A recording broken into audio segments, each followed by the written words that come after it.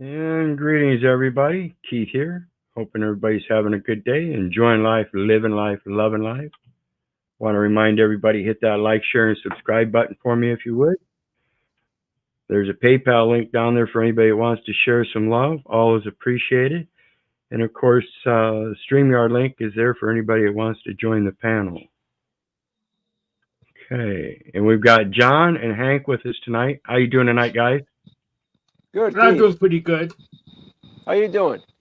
Good, good. Yeah. Surviving. Good. Yeah, you look good. Yeah, I had a stressful night though. I've got this dog that we redeemed a couple years back or so, and he's been a great addition to our life. But he has this trick where he gets off of his lead somehow, and generally it happens in the daytime. And I can go walk chasing after him, watch him as he's running through the neighborhood back and forth across the street. Finally, he's going to get tired. Now I'll be able to get the leash on him, walk him back home. Last night he took off about 11:30 at night. I couldn't see him or nothing, so I had to sit there with the door open, and I sat there until like 4:30 before he finally came home. Shit. But he did make it home. So, that was enlightening to know that he now knows where home is and he's going to come back. Yeah, he would have found it anyway, Keith. Oh, I'm sure. And Amanda Locklear, greetings tonight, sister. How you doing tonight? Greetings. I'm doing fine. How's everybody? We're doing good, I think. We're gonna go over some more of this insanity with episode number 2 of Tits Out and Balls to the Wall. So we're hoping everybody will join in and give me your perspective on the insanity that we're going to look at. And we're going to cover all different kinds of topics, whether it be feminist, racist, political, authoritative, whatever. We're going to have a lot of different clips here showing all the insanity throughout the entire system, showing us that it is in fact systemic. What can we do about it? So let's take a look. Again, we have one of my favorites, the Hodge twins. Now, these guys used to be officers themselves of some sort, whether it be military or something, but they have some good perspectives. I don't particularly agree with everything they say, but they bring some comedy and some reality to the situation on some of this insanity. So we're going to take a look at this one. It says woman trolls weak men in street interview. And this is what I'm talking about with the toxic masculinity is actually a feminine trait where the feminine becomes so masculine that it becomes toxic against the men and women. See, it doesn't look good on you women to be so masculine. That's not your role in society. So let's take a look at this. You have your value, and it is an equal value, but it's not the same role. Yeah, got a new show for y'all. Got a damn good show, Keith. Damn good show. I'm gonna show y'all a video. It comes off like satire, but it's real. You're being genuine. It's sincere. It's coming from a sincere place. You know what they call it, right? What? Crazy. Check this video out. So my name is Amanda, and I have a PhD in gender studies. I'm here at. So why is it all these people with all these different affects feel that they have to dress up in literal clown clothing? This is ridiculous, folks. This is subliminal attention getting.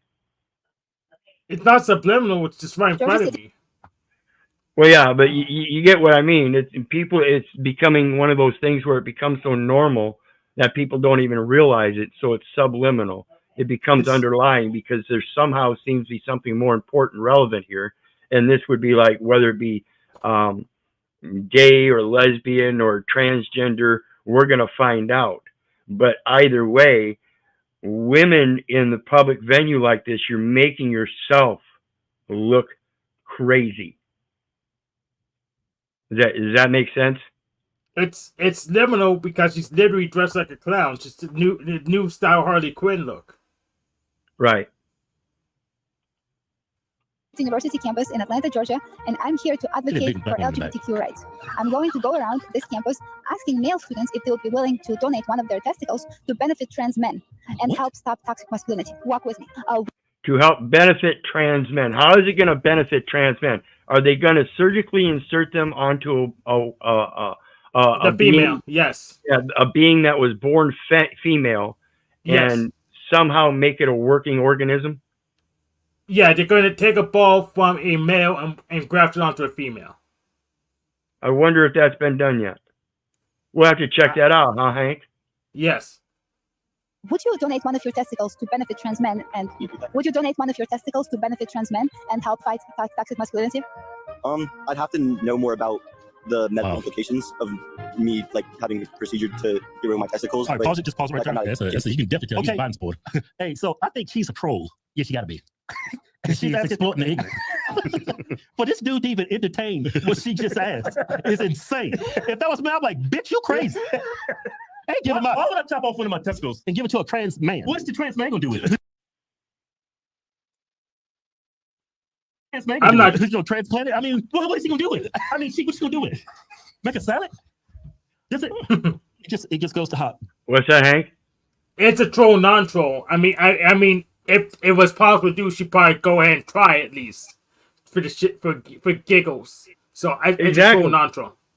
Exactly, and that's one of those roles that women shouldn't be playing. You shouldn't be trolling, ladies, particularly your men. You know, that's that thing I was talking about, that toxic masculinity, and it exists in women because you're not supposed to be masculine like that, women. That's why it's toxic. I think this idea that men have toxic masculinity is a little off. I think it's when a woman exacerbates her own masculinity to such a degree that she's going out and confronting men in this kind of a situation, you know, and watch the men that she picks. She's not going to ask some 6'6" bearded man if he's willing to do so. She's going to pick the guys that already look effeminate, that are running around in clown suits like she is. Well, she's Or on a college similar. campus. She's on a college campus, so unless she goes find the wrestling team, she's not gonna find those men. Football team, wrestling team, she's not gonna find those giant massive men that even ask. She's probably in the psychology department around that area. Yep. And Unindoctrinated says how to solve insanity problem. Don't participate. Don't participate. Absolutely. So let's finish up here. Just dumb people are. Progressivism. Yeah, let's keep going. Yeah, entirely. Would you be willing to donate one of your testicles to benefit trans men and help fight toxic masculinity? Sure, why not? And would you be willing to Wow. donate one of your testicles to benefit trans men and help them fully transition medically? No. Yeah, I mean, I'm a trans woman, so yeah. Oh, the trans. See? They're asking the Yeah, yeah. Well, They're asking- that male already wants to cut off the testicles, so of course they would donate it. So Right. So your poll that is not so objective as you pose it is, you're specifically targeting people that are already effeminate and have this outlying look upon themselves because of their demeanor and their dress and their attitude. You can see it plain as day, and people want to dismiss it. You shouldn't. You shouldn't. A man should not be acting effeminate. Women shouldn't be acting masculine. Those are not your roles. well, it's not for me to judge, but I do want to point out the obvious. Okay? What's that? The obvious is that there is a woman dressed like a clown asking these questions. And Oh, filming, yeah. so Yep, absolutely. That's my opinion as well. Woman? Yeah, I suppose, in theory, yeah. I mean, practically, I'm not really sure. It's a In theory, yeah, but practically, I'm not really sure. That kind of sounds like he's sitting on a fence, huh? One way or another, you're asking the wrong group of people. You're asking selected groups of people, like Hank was saying. This is a college university. Why don't you step off that college university and get into the older adult people that have already been there, experienced it? What about those people that have already gone through those transgender programs and God forbid the ones that have already committed suicide, and how these people that are still living with it today, whether they're truly happy or not. See, you can't start your supposition without a positive intent in the end. And that's like this guy said, in one way, yeah, but in reality, it's probably not practical. So let's get real about it. Big ass spring on me suddenly, but you know. It's like it's something which you would consider. Would you consider that? Like we're just trying to assess if an average man would be willing to consider that. Yes, in college campus. Yeah, if I ever felt like I definitely was like, you know, I don't want kids, you know, somebody explain like, you know, if I knew that things were going to function properly afterwards, I don't see a problem with that. Yeah, because there is a risk entailed too. Would you be willing to donate one of your testicles to benefit? He said, okay, he's a trans woman. Yeah. He said there's a risk. A risk of what? So it's like he's defeating his own argument. He defeats all this transgenderism stuff. So a man chopping his nuts off is a risk. I don't think anybody's ever died from that. Getting castrated? No, I don't think it's a risk. I mean, there's a risk. I mean, I'm sure some people died chopping their nuts off. I don't think so. If you do it as a medical procedure, I think if it's done with a doctor is licensed, yeah, sew it up and stitch it up right, and he knows what he's doing. Yeah, but you know, cosmetic surgery. That's how Joan Rivers died. Joan Rivers. Yeah. So think about it. Is it really worth your life? You know, this is one of those side effects that, you know, they tend to take into consideration. They say, but then when it happens, what's the effect? Is that really the effect you wanted, was to go through some kind of transformation that is still experimental and be one of those subjected experiments and then die and not even be able to realize your true humanity? If it would make me Captain America, possibly, but could become a woman, nah, I don't feel like it. Yeah, see, it's okay to, in a sense, act like that. But when you take it to the extreme that you try to make it a reality, like the young man said, I don't think that's practical, people. You were born a certain way for a reason, and you got to remember, we're a chemical balance system. You can't change that chemical balance so much. I don't believe at this point anyway, there's been no evidence that we can, to metamorphosize ourselves from male to female physically without the requirement for surgery. So just having the requirement for surgery to do it tells us one of two things. First, it's experimental. Second, those end effects may be detrimental because it doesn't happen naturally. The surgery won't be enough. You will have to recompile your genetic code to actually complete that transformation. It's just superficial. And that's that part that I don't believe that we've been able to achieve that yet. Yep. Cher said that about her daughter. It said it fucked her up. You know? Yeah. And it will. You know, like I said, that's dealing with your chemical and your chemical balances. And if you're born genetically a female, those hormones and estrogen and all that, those are powerfully important. And if you try to set that natural scale off, it interferes with the rest of the balance of the body. And you end up with psychological problems because things won't work out for you the way you imagine they will. You have to be able to detach from that emotional connection of your feminine and masculinity and use it as a role, as that is a natural balance.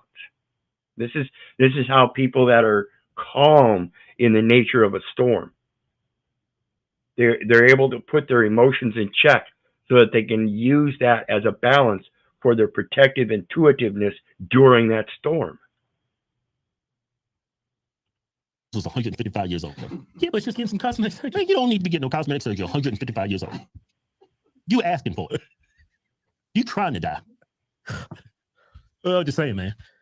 No matter how experienced. They're talking about Joan Rivers here, who was, you know, up in age and she was still getting plastic surgeries.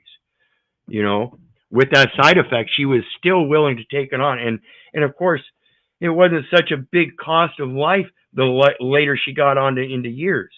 But that's one of those false proponents to the younger people, particularly the children that are going through these transformations at such an early age now. This is craziness. The doctor is something could go wrong. You get an infection. At least he was willing to acknowledge that was a real risk. These dudes want to be chopping their nuts off. Oops, we just lost someone. Yeah. I've seen people chop their nuts off, chop their phallus off. I never got over the fact that if you're a trans woman, what was the whole purpose of you chopping your nuts off and your tip if that doesn't define what a female or male is? It's like almost like you acknowledging that there is such thing as a gender when you chop it off. Exactly. There's some confusion here. Female and male and women are two different or different categories. So kind of random woman, their social categories, their they're just socially defined. Male and female are biological.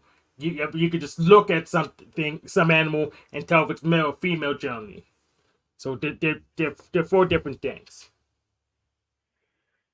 Right, but you still can't separate male from masculine and feminine from female. Those are characteristic traits that are more inherent feministic in females and more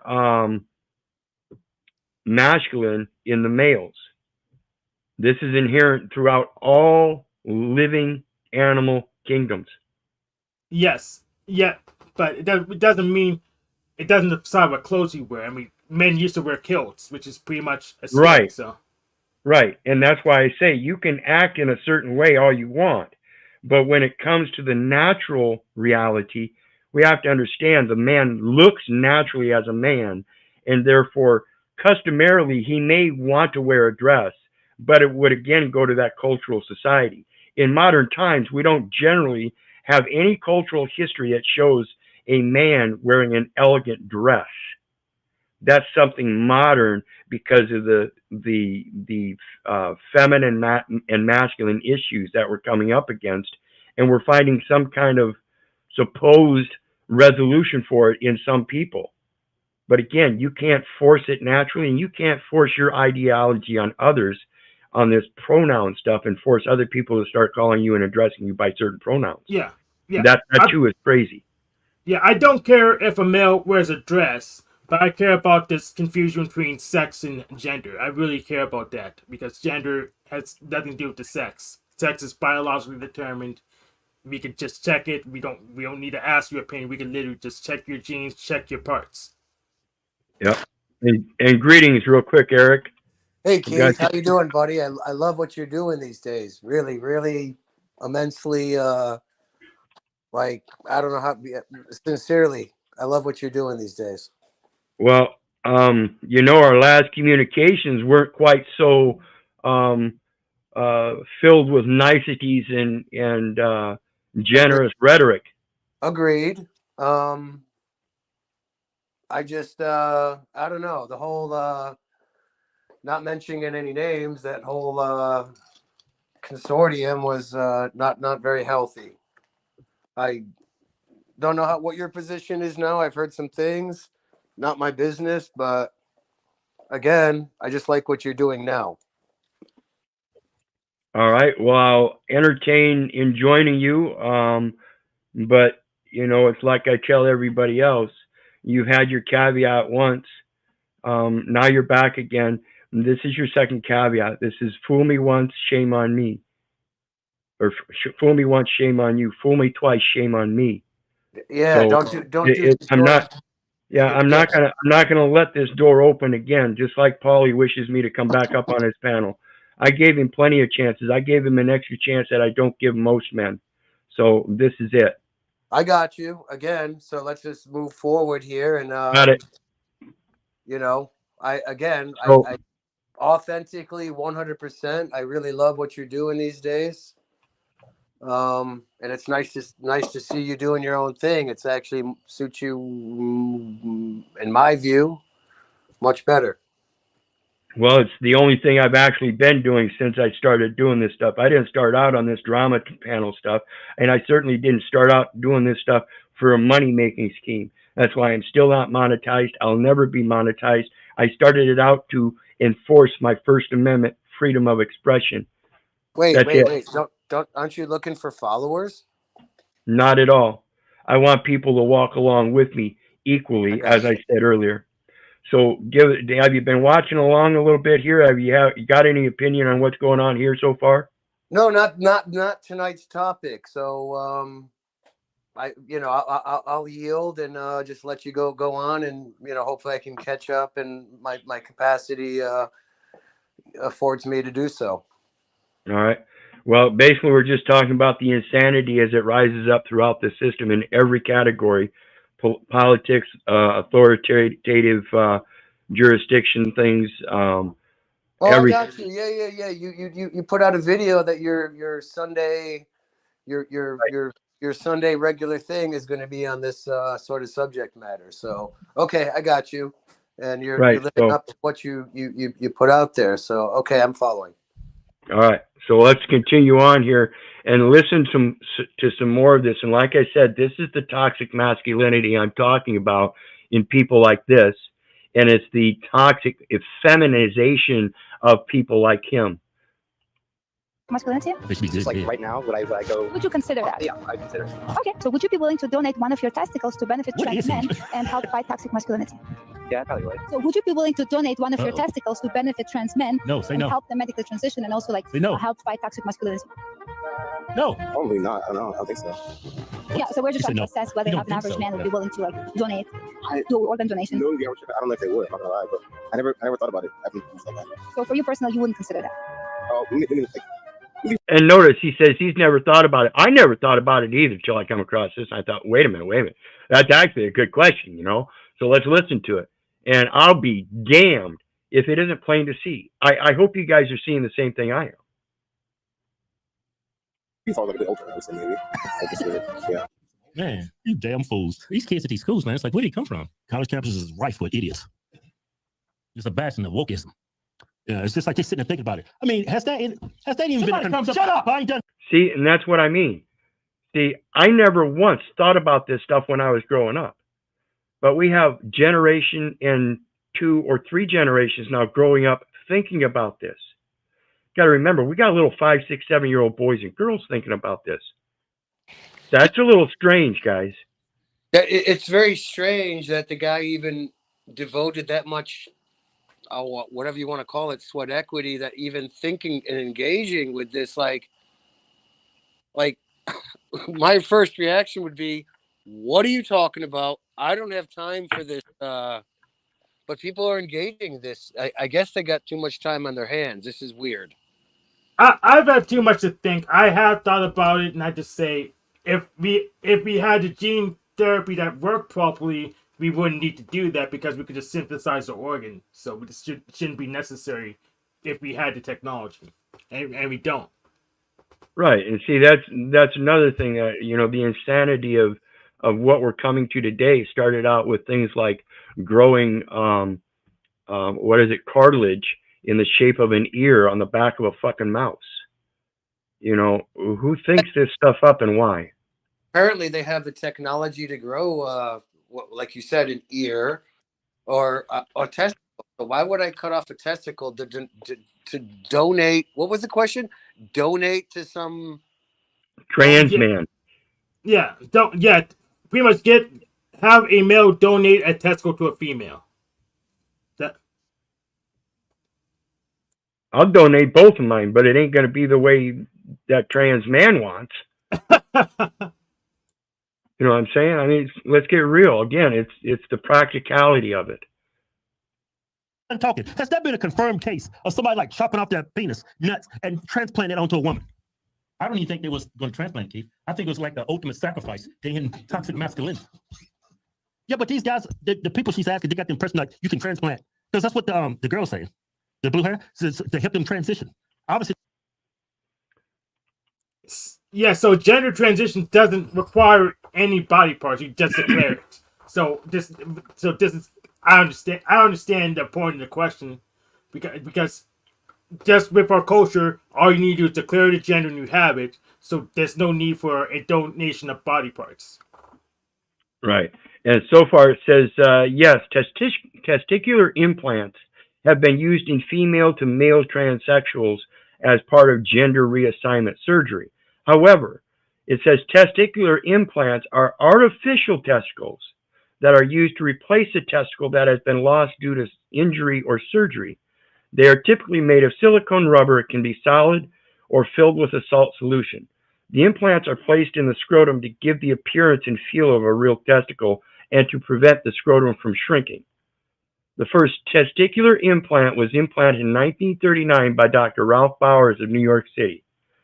Since then, there have been many types of implants developed, including solid silicone, gel-filled silicone, and saline-filled. So this doesn't say anything about anything of transplanting a testicle from a male to a female.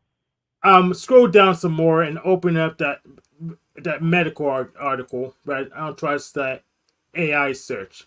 So, yeah, that one. NHS, NIS, yeah.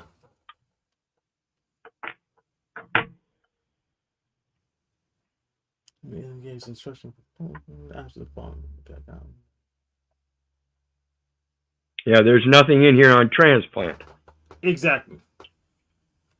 Yeah. And So literally, it seems like there may not be any transplant history. Well, we'll keep looking, but go ahead, Eric.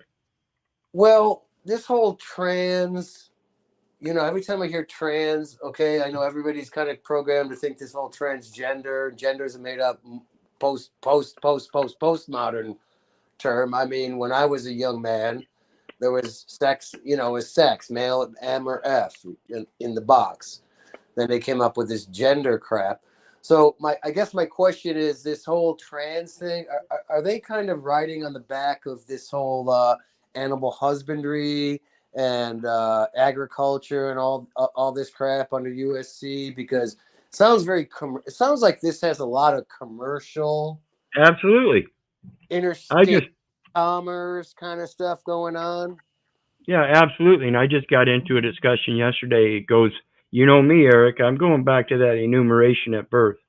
And what we have is a military society that's running the government. That military society has a branch known as the medical or health institution.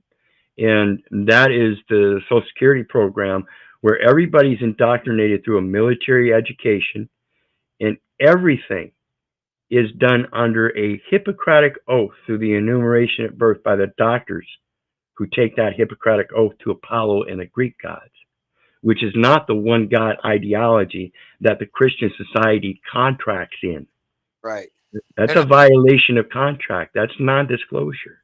And I know you're familiar with the work of John Taylor Gatto. That's like, anytime you want to talk about the so-called education system, if nobody knows where it comes from, well, it comes from those good old Prussians, those good old, military enforcement. That's what Brick in the Wall, Pink Floyd's Brick in the Wall. He was emulating the fact that they follow a military regime training program.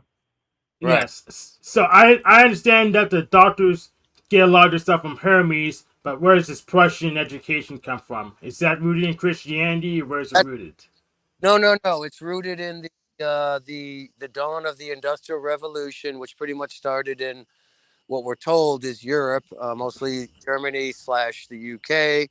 Then it came over to America. Then it went over, and they got rid of the samurai class.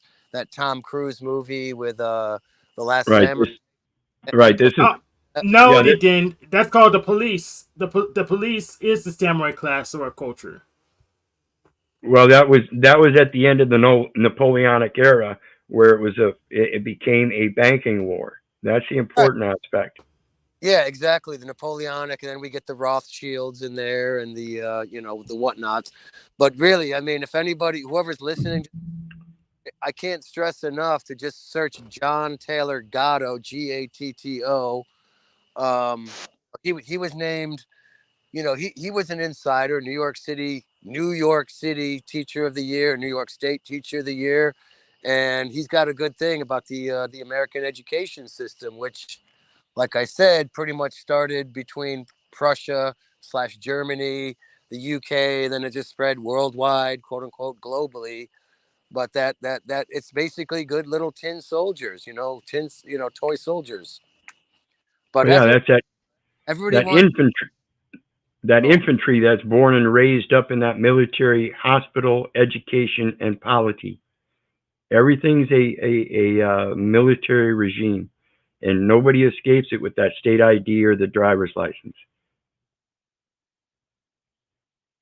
So let's finish up here. I don't know if they got much more to say. One nut on them. In fact, you can go through the transition, you get the surgery, you ain't got no piece, you just got one nut hanging. Yeah, see, the principle there is you got to have a guy that donates both his nuts, or two different guys that donate a nut. Now, those two different guys that donate a nut, they would have theoretically have to have like the same blood type and genetic makeup and stuff, quite similarly in order for that to work. So that's why it's not quite so practical, right? So let's get on to the next one. The next one I got here is your Second Amendment as it goes to those gun rights and everything. So let's listen to what this guy says. This is Florida Patriot. They don't have the power to make new law, but that doesn't seem to stop them because Talking about the ATF. They don't have power to make new law. They don't have power to change the definitions and things like that. And that's the big problem they're having. Yeah, they have the power to reinterpret the law that exists as code, but they don't have the power to make any law unless they're literally Congress people. Correct. No, that's why every time you go into these government buildings, they're going to say, well, you can't have a gun. They'll use gun or weapon. They will never, ever, ever say arms. That's the Second Amendment. Right to bear arms. Hey, you know what? Pen is mightier than the sword. I'm always armed. Damn straight. I got a pen. I got knowledge. So they'll never use arms. Yep. And that's why I urge people to understand the language and the terms they use so you can learn how to speak with them in a more direct way that they will understand. Go again, they're trying to make a new law and make you a felon. And finally, there's the new definition of who actually needs a federal firearms license. It's a new definition of who needs one. You can't do that. You can't go around making legislation and then change the definitions at your whim. That still has to go again through legislation. License. Since 1968, the definition said it had to be your principal livelihood in the business of selling firearms. Or, as Texas has relegated it in their laws, hunting and fishing. So you can make and sell them privately if the livelihood is for hunting and fishing. And you can use them yourself if your livelihood is for hunting and fishing. You needed that. If you were doing that, you needed an FFL. But this past Monday. Yep. So hunting and fishing, those are verb tensing. Well, those are verb tenses. What am I hunting for? Does it mean wild game? Does it mean what is hunting and what's fishing? Exactly. What am I hunting?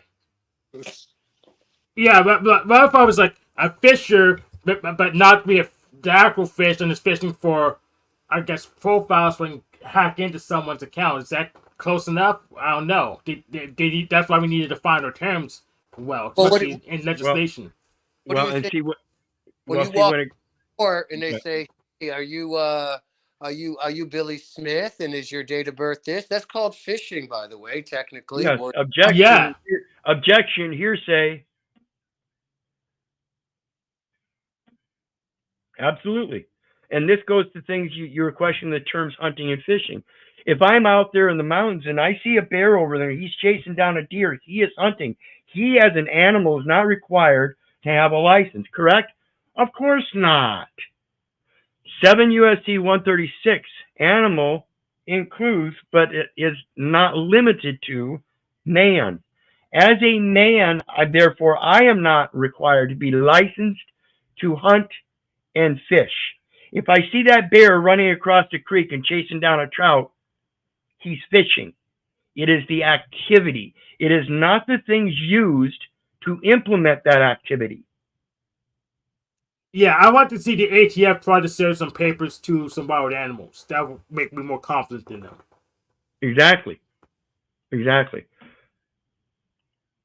A new definition was put in place. Said if you're earning a profit, ATF can't really define what. If you're earning a profit. So if I make a homemade projectile implement and I exchange it with my neighbor because he's got 15 bales of hay that I can feed to my horses, then I can make that simple exchange. That's private contracting, and nobody has the right to interfere with that as a third party intervener. Go ahead, Eric. Yeah, because I got I'm not going to name somebody. Let's just say somebody on a Telegram group that has got a lot of good information. But two things they told me the other day. They said registered agent is the same as authorized representative, and I proved them wrong on that one. No, I mean, sorry. And then they actually said they're adamant about this idea that as soon as you leave your private property, you're out in commerce. And I beg to differ because that commerce is not the same as private trade. I mean, commerce is rooted in community, collectivism, the public. What evidence do you have that I'm involved in commerce? Yeah, I understand when I go to Sunoco and I put fuel in my car and I pay tax on that because that's the box I'm in for now. But what is this idea that everything is commerce? I beg to differ. Do you have anything to Yeah, say? absolutely, like I just explained. And they will even show you certain laws. In Iowa, there's a particular law that tells you that you can, in fact, distill 2 gallons, up to 2 gallons of your own moonshine, so long as you're not selling it to the public. So I can make 2 gallons of moonshine and I can give it to somebody for his upcoming party next week. Now, the people that want to attend that party can pay him privately for their attendance fee. And guess what? I can get a percentage of it. So my Yeah, it's question just a cover. It's just a cover. It's not a big deal. is that classified as quote unquote commerce, or is that No, it's private contracting. Yeah, it shouldn't be a commerce because you just giving away that I the didn't alcohol sell the at the alcohol. party. Yeah, Yeah, I didn't sell the alcohol. I didn't sell anything except membership. yeah. You're charging a cover to get into the party. So See, and that's what it's about is learning how to contract privately and leave out that third party who wants to tax you and everything. so let's say you did 2 liters of moonshine. Now, here's the question. Did you sell the 2-liter containers privately, or did you sell? I mean, what did you sell exactly? Because maybe I said, "Hey, I'm going to sell you 2 containers filled with." I didn't sell anything. I gave it to him. Right. In equal exchange, he gave me a percentage of what he obtained on top of the entrance fee that would cover for any cost or expense. See, he's the one charging a cover fee. Now, that cover fee could be, say, a dozen ears of corn from everybody. It's harvest season. So everybody brings in a dozen ears of corn. He ends up with, 300 dozen ears of corn because he had 300 attendees. He gives me a portion of those, say 10%. I end up with 30 dozen ears of corn to make more shine. How much shine can I get out of those 30 dozen ears of corn? More than 2 gallons? I've made excess. He's made excess. Everybody's happy. And everything that was exchanged is a form of money on the private side. That's all we're talking about here. This is a Randy Weaver case. They had no right to interfere by interjecting somebody and trying to get him caught up in statutes. They murdered those people. What that means, you sell 1 gun to your cousin, made $10, made $50 on the sale of a gun, 2 guns to someone, 10 guns. In fact, they couldn't even tell the court how it works, this new definition. When you make up the rules as you go, bad things happen. You lose your livelihood for a clerical error, you become a felon for having a pistol brace they told you was legal for 12 years, and you might even get shot. That's what happened to Brian Malinowski. That's what happens. See, it's not the guy's fault. It's the legislation and the change and the definitions and people thinking that they should apply to everybody across the board when that's facetious. It doesn't happen that way. Even the Christian scripture says the Gentiles who know not the law, who by their own nature do what the law says without having that law, are a law unto themselves. This is the equal station in life. Being able to prove that you can still live a good life without having to have a law applied to you. The law is made for the lawless. Second Amendment right is very imperative to be able to throw off that despotism of that falsity. Don't let them lie to you. Okay, here we got another whatever podcast clip. Let's take a look at this.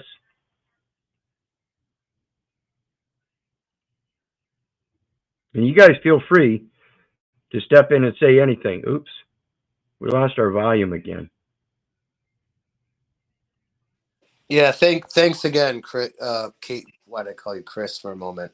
No, I'm very, authentically happy that you've given me this second fool me, the fool can't get fooled again, to quote George Bush. Yep. So this one here says, what do you notice about her? It says, here's a list of things that I am more excited to do than give birth to children at the moment. More excited to do than give birth to children at the moment. It's a list of things she's more excited to do than the most material purpose in her life. And I don't know exactly how old this young lady is, but she's still kind of young, but let's listen and see what she has to say. Moment. I'm more excited. Wait a second. Are you saying that there's a distinction between people who self-identify as women and biological women? No, I'm saying that you're not a biological woman. Well, then I can have the same exact lived experience you do. Do you identify as a woman? It wouldn't matter, would it? All that matters is that I could have the same exact lived experience as you if you make no distinction between the self-ID and the biological. And if you don't, and you said you don't, then you can't say you're not a biological woman, so therefore X. You know what? I am sorry for assuming your self-ID. That was wrong on my part. So I can have the same exact lived experience as a biological woman, right? Can I please speak? Yes or no? Could I have the same experience as a biological woman without being a biological woman under your worldview? Yes or no? Stop interrupting me. Speaking from the... Yeah, Andrew Wilson's a wonderful debater. I really like his work. Right, and so what this gal is posing is that these trans men can have male experiences, and these trans women can have female experiences. You know, like give birth and jack off. No, you can't. That stuff ends up being missing. It's not practical. They have not been able to make that happen yet. And so bringing these little children up and actually grooming them in a lot of these cases, moms and dads are grooming these kids to be this way. Yeah. And this is another thing that wouldn't be an issue if we just got our definition straight. Females don't have male experiences, and males don't have female experiences. They could, I guess, a male could have a woman experience because that's culturally defined, but they don't have female experiences. It's that simple. And and also, well, I can understand that she does want to be a mother. She wants to be a supermodel instead. In fact, I've read some literature that I think from Home Math and some other sources that women didn't want to be mothers if they had other options.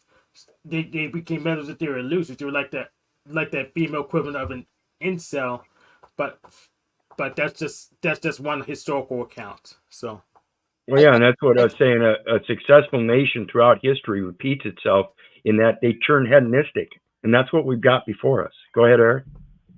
No, I mean, see, like they always do. They take the real science, which, I mean, for lack of a better term, you've got the Hermetic principle, the yin, the yang, whatever you want to call it, the duality, the natural universal duality, where, yeah, even though I have a penis and I'm a male, I do have a feminine side. But see, they hijacked it and they've turned it into what we're looking at right now. Like, we're going to deny biology, and we're going to tap into that, that man's feminine energy, and we're going to amplify it beyond and twist it into something that defies biology. Because there's two things. You got the esoteric, the immaterial, and then they're using material science to pervert the psyche, the spirit, the spirit. And the science, folks, again, I mentioned it earlier, that Hippocratic oath and the doctors, the enumeration at birth, the diet. Okay? I urge everybody, quit taking margarine.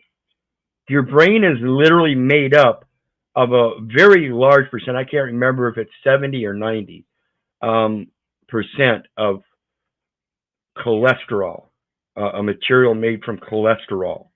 Now, this is your natural butter. Quit using the margarine. Go back to your natural butter. Okay, this is going to help with things like Alzheimer's and things of your neurological orders, which is the meat of your brain matter. And it's like I said, do your research. Don't believe me. Don't believe the neighbor. Don't believe the government. For crying out loud, don't believe your mother, and don't believe the doctor. Let's add that one on there tonight. Do your research so you know. So let's look at this next one. I pride myself on being a teacher who's very open about her life. And again, this is that military education system that's allowing this DEI stuff to allow people like this to go in with their dichotomies and multiple different doctrines and ideologies, imposing them upon the students as part of their teaching attire and stuff. So pay attention. Myself on being a teacher who's very open about her life. And one of the things I'm very open about is my sexuality. I have a trans flag, a bi flag, a non-binary flag, all on my desk at my work. That's terrible. You should be fired. I'm not open about, and it's being. And today that. Oh, wow. Okay. Worry about for the first time. Oh, you had to worry about it. Are interviewing us teachers as a part of learning how to write profiles on others. Bad idea. They'll soon be doing it with each other, but they're starting with the teachers so they can all work together on one subject. Yeah. So they're training these children to write profiles based on teachers that are coming into these classrooms on themselves, or even on other students for that matter. How young are these children? Okay, so she admitted that, and I'm not saying you missed it, but these guys missed it. So she said, I have this flag, that flag, this flag, that flag. So right there off the bat, she just admitted that she's engaged in idolatry. Yeah, in multiples. In multiples. And that's why, somebody yesterday, I was on a panel and we were discussing certain things about religion and stuff. And somebody tried saying it had to do with them being racist. And I said, no. It has to do with them being psychotic. They are crazy. And they will use racism. They will use feminism. They will use toxic masculinity. They will use anything political or anything that they desire in the moment to assert their points and nothing else. A lot of people see it as Dunning-Kruger or narcissism or something like that. When you look at the reality and view some of these people that come up on these panels repeatedly and see them for what they are in their language. And that's why, again, I urge everybody to learn language. People's intellect will limit and bias themselves.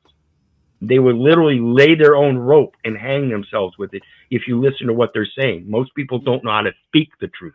Yes. I for one, I resist the urge to use language derived from the Diagnostical Statistical Manual. It's just a spell book of insults. I resist the urge to use that because it's just mind control.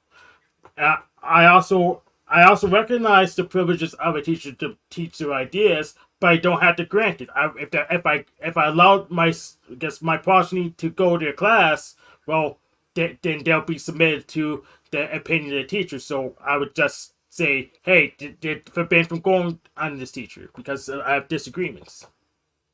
Yep. There's a new word I actually learned, and it's authoritative sources, because when they want to use things like sovereign citizen or paper terrorism, especially paper terrorism, there's a new term I learned, and it's in Merriam-Webster's and whatnot, and even Wikipedia mentions it, called neologism.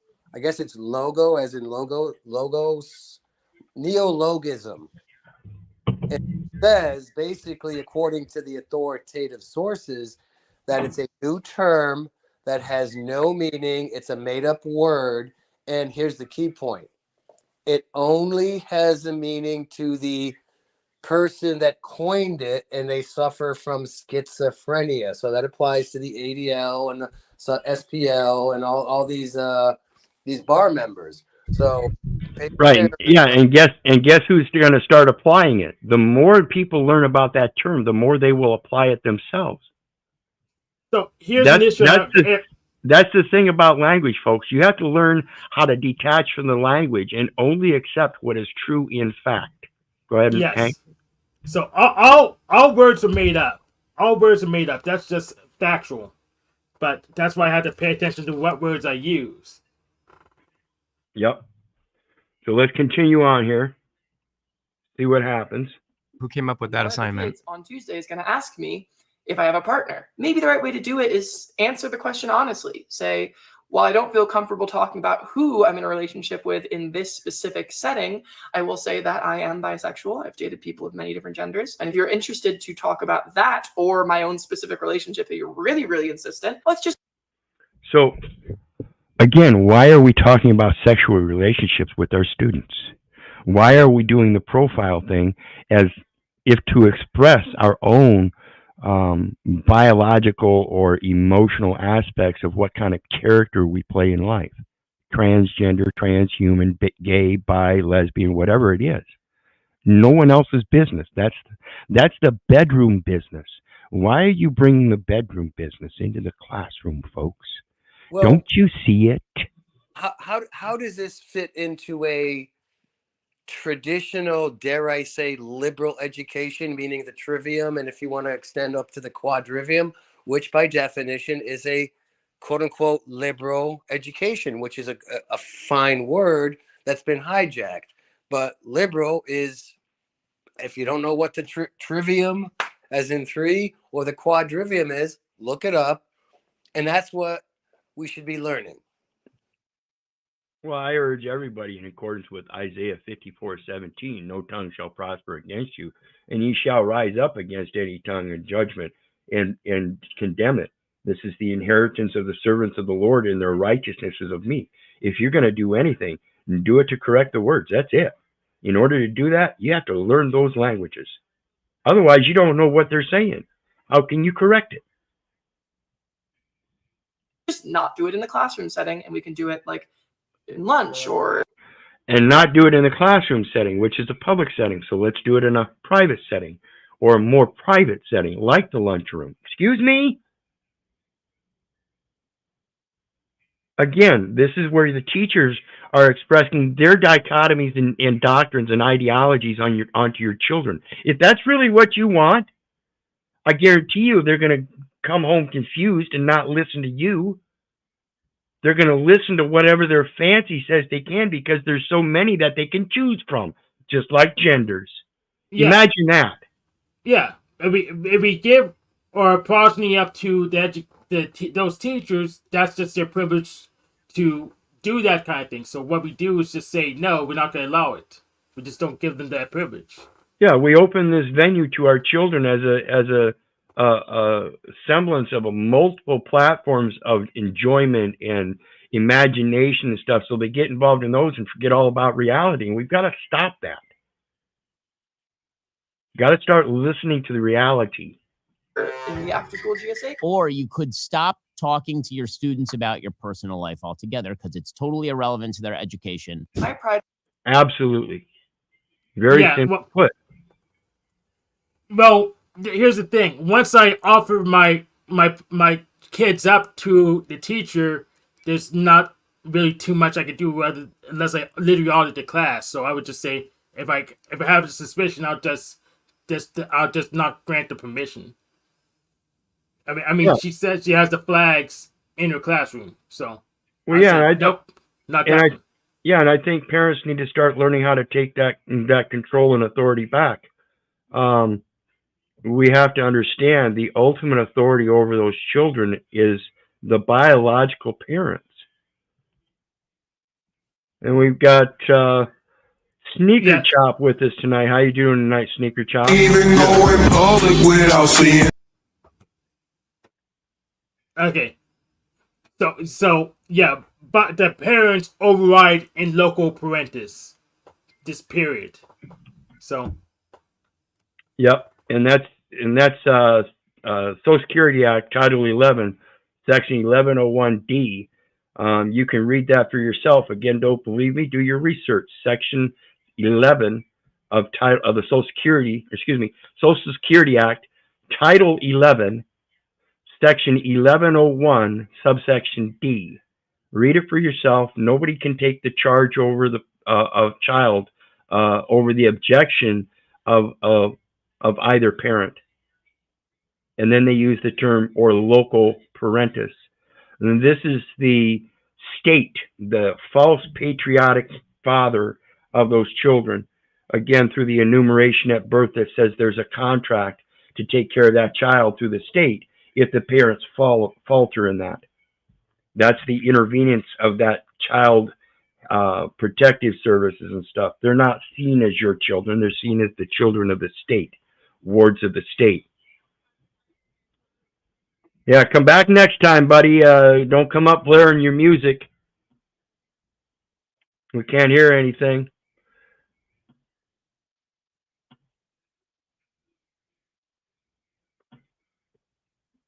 So we see we've got Steve Wilkos, and that was Nick Gear, I believe, that came up. You can see them in the chat as they play their silly games, trying to play this language symbolism.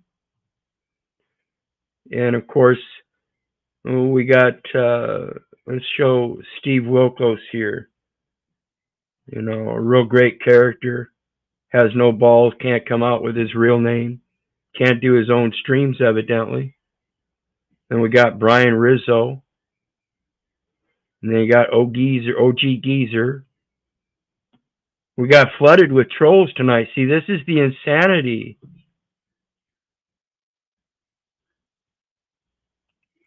I like that you have your own trolls. I haven't met any of them yet, so. Well, this is funny because this is the first kind of trolls I've really gotten, you know.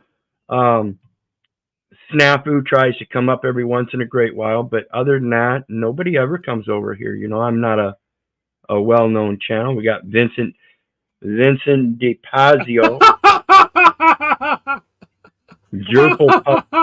Jerple Packet, you know who sent us. Yeah, probably Daddy Paul. Pussy Paul, who gives a crap? Yeah. Just Pussy, why send these idiots? Just come yourself. I'm pretty sure Wiz will let you in. Yeah, so. And when I have my show, when Officer Snaps wants to come up, I'll just let him rant for whatever. He doesn't intimidate me whatsoever. Yeah. That's all right. Just hang out, guys. Vincent DePrazio. See, I don't put my responsibilities onto other people. OG Geezer.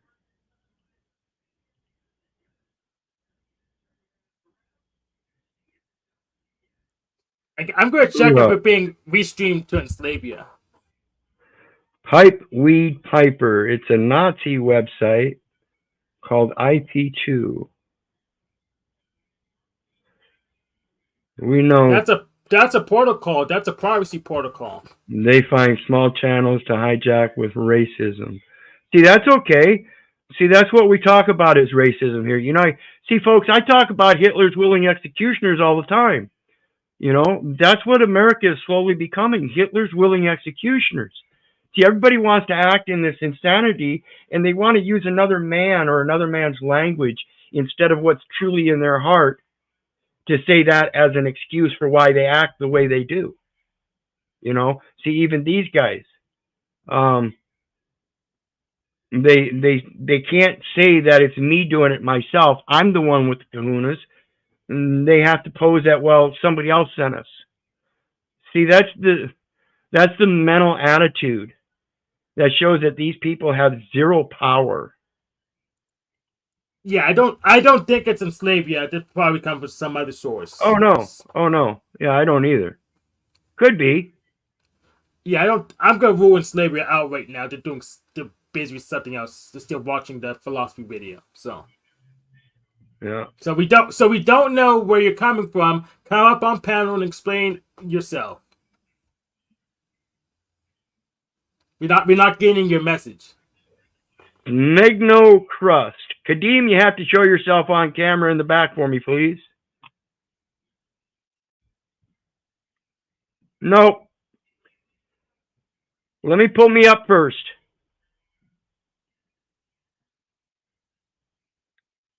Okay, let's see here. Let's do this. Okay, I'm going to add you and see what happens. Nothing but niggers. Seeing as niggers. Yeah, Fail. Fail. So, see, that's all we've got is people that want to use a platform like this. You know, it's a wonderful tool to use to enhance yourself. Yet we have people like this that want to come up and show themselves for the heathens they are. Yeah. So this isn't from slavery whatsoever. I haven't seen that character before. I don't even know what their incentive is other than to get attention, and they're just not going to even good job at that. Because it's just playing a clip. Yeah. So, let's see here.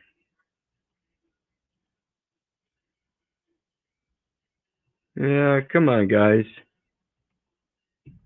You guys are ridiculous. Hey, Hank, how do I just turn chat off? Oh. What I would do is I'll put it into subscriber mode right now. That would get rid of most of them. Yeah? So yeah, put in subscriber only mode. Usually in YouTube Studio. That would get rid of most of them. So, where do I go to studio here? Videos, your channel. So I have to open my channel. Yeah, hit the your channel on the panel thing. I think that would get you the YouTube Studio for this stream.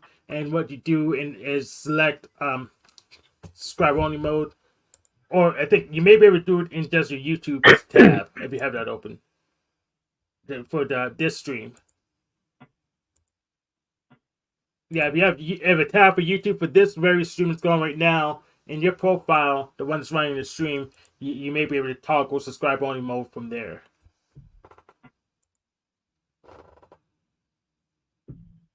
Okay, nope, that's not it.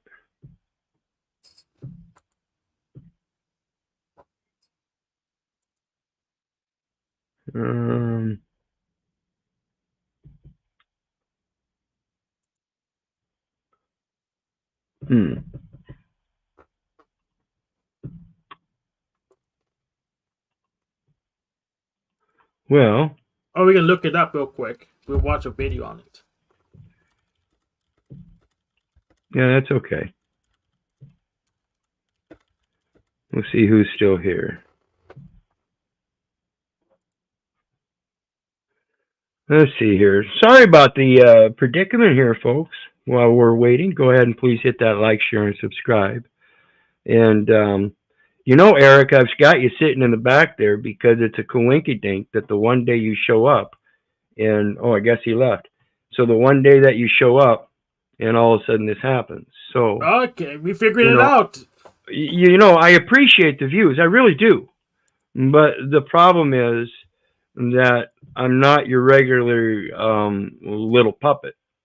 So, you know, like I said, I take upon my own responsibilities and duties.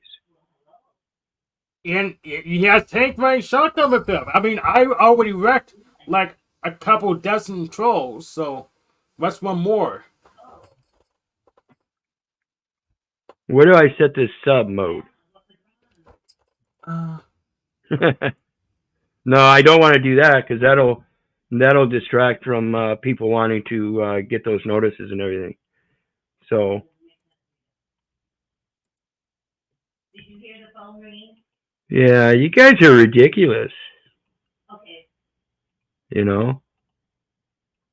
Yes, so. Yeah, I see you backstage, Eric. Evidently you missed it.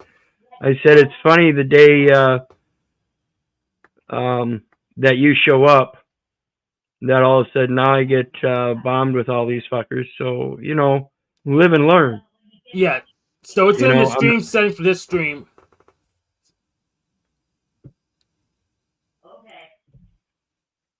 That's okay. We're just going to continue on. Okay, next video then. Because this is my learning experience, guys. I'm not willing to forgo my own faults just at the behest of people that want to try to make me look ridiculous.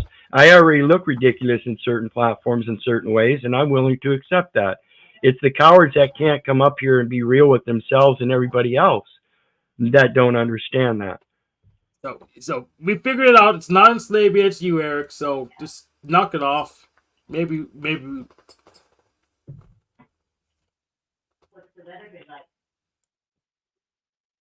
And just a heads up, a person named Pipeweed Piper is spamming your stream in the Discord saying you're a racist. That's okay. You can call me a racist all you want. See, that's the dogmatic idea that your ad hominem attacks of false accusations apply to me, let alone they even bother me. Yeah. Wyrd and I call each other racist all the time. It really doesn't make a difference to us. So go ahead. I appreciate the views. It's going to help my algorithms. Be sure you hit the like, share, and subscribe on your way through. I like those click-throughs. Free advertisement on those other platforms. I appreciate it. I really do. So let's get on to the next one. The problem of giving women power. Another Andrew clip. It's about Andrew Wilson. I don't know. He brings up tone policing sometimes when people say, well, I agree with you, but I don't like the way you said it. I think it's just because he doesn't meet people where they're at. Oh, that's a bunch of woman garbage. This is his wife, Andrew's wife. We have to meet people where they're at. To achieve your goals or yeah, not. right, Like, exactly. Do you Yes. want the vision that you see for the world or Yeah, not? and the vision I see for the world is not going to be met through convincing a bunch of emotional, irrational women that what is reality is non-negotiable. Why do you They're have to all be just gonna hateful come- in your speech? It's Like, not you never- See, she makes a good point there. See, a lot of people live in this delusional world thinking that reality is negotiable. To a certain extent, you can manifest things. And to that extent, you have to realize your part in it. And I appreciate the activity, guys. I really do. It's teaching me a good lesson here. Racist is a compliment, huh? Yeah. So anyway, back to the Andrew stream, the power, the problem of giving women power, and then they go out in these public platforms and push this false ideology that their emotions count. What about male passivity? It's more woman garbage. More to women all garbage. I'm saying is More that women y'all garbage. don't let me talk. Y'all, you don't have to say it like that, though. You can just say this is. So while they're complaining about Andrew tone policing, she pipes up and tone polices. Well, you don't have to say it like that. This is exactly what he's talking about, ladies. That is This is tone garbage. policing. Just being emotional like That's a woman. tone policing. They are talking about, excuse me, his wife agrees. It's nonsense. This whole It's probably why they have a good standing marriage at this point still. I agree with what you said, but not how you said it. That's bullshit. And this It's is the emotional. problem with giving women power, because now suddenly everyone's an HR manager. Everyone's a hall monitor. Was this? And she's absolutely right. Everybody's an HR manager, a hall manager, wants to have some kind of authoritative say in something. You guys are funny. So the next one I got, while you guys are thinking about that, or you got anything to say on it, please speak up. No, I'm good. And again, you can call me a misogynist too, folks. While you call me racist, you can call me a misogynist, you can call me insane or crazy, or you can call me an asshole. See, that's why I keep trying to convince people your ad hominem attacks don't affect the message. That's your delusion. Now, this one here is insane car search operation. This is going to that authoritative extent that they impose upon everybody across the board, as if though you're subject to their rules, regulations, and administrative authority in determining what applies and doesn't, and they get to seize your money to it. This is the court system and that authoritative little political unit you have known as residential areas, municipalities, cities, that you want to live in as societal people, civilians, with those IDs and driver's license, partaking in that commerce. Mecklenburg County, South Carolina, have conducted an annual search and seizure blitz. 20 years, a search and seizure blitz. It treats innocent drivers like criminals and cash like contraband. Under Operation Rolling Thunder, any traffic violation can lead to a roadside interrogation and a warrantless search. Police stop drivers for minor things like following too closely or drifting over the white line. But the goal is not safer streets. It's to pull over and search as many vehicles as possible. And when the police find cash, they seize it, whether there's evidence of wrongdoing or not. Whether there's evidence of wrongdoing or not. This is a very simple violation of the Fifth Amendment. Yeah, via asset forfeiture, the charging the money with a crime. It's ridiculous. They charge money with crime for it to confiscate, even though there's really no other pretense other than the fancy the special law.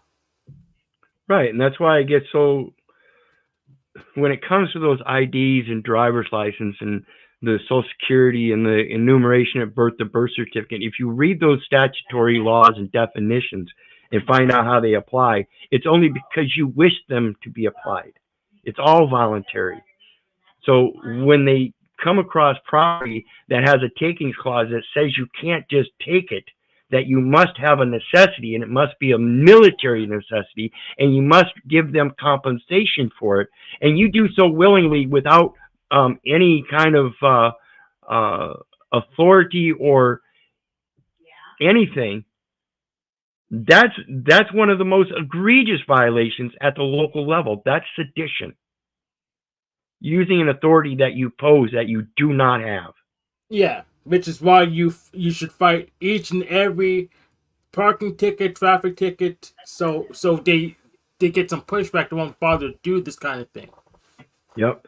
Hey, we've got another visitor. If you care to show me in the back. No camera. All right, gotcha. Greetings, brother. How you doing tonight? I'm doing very well. How are you guys? I am well. Very good. Blessings, greetings, and everybody. I'm not really sure what we're talking about, but I'm ready to learn. All right. Well, we're just talking about the insanity as normal. This is the second episode of our new program, Tits Out and Balls to the Wall, as we talk about the craziness that extends extensively throughout the entire system, making it systemic in all environments, political, social, financial, everything. And it's just egregious how it's taking away the spirituality of man. Well, I'm in 100% accordance with what you're saying. Absolutely. We need to start standing up in our true capacity as men. We're letting this fiction override us for its falsities and lies. We keep accepting these little lies that aren't true. Drivers to be perfect, but give themselves a pass on complying with the Freedom of Information Act. For 21 months, the town refused to hand over their public records. It turns out they hadn't kept any on the innocent. They hadn't kept any. Therefore, they don't even know how much money they actually took from innocent people. They just took it. Innocent people they pulled over. Innocent travelers do not shed their Fourth Amendment rights when they drive through town, and police are meant to serve. And they say Fourth Amendment right because they have to get that ID from you. That's a personal identification. And then they violate the Fifth again by that takings clause. Serve and protect, not ticket and collect. For almost 20 years, police in Spartanburg County, South Carolina, have conducted an... For almost 20 years, they've been doing this. They've been committing Fourth and Fifth Amendment violations for over 20 years.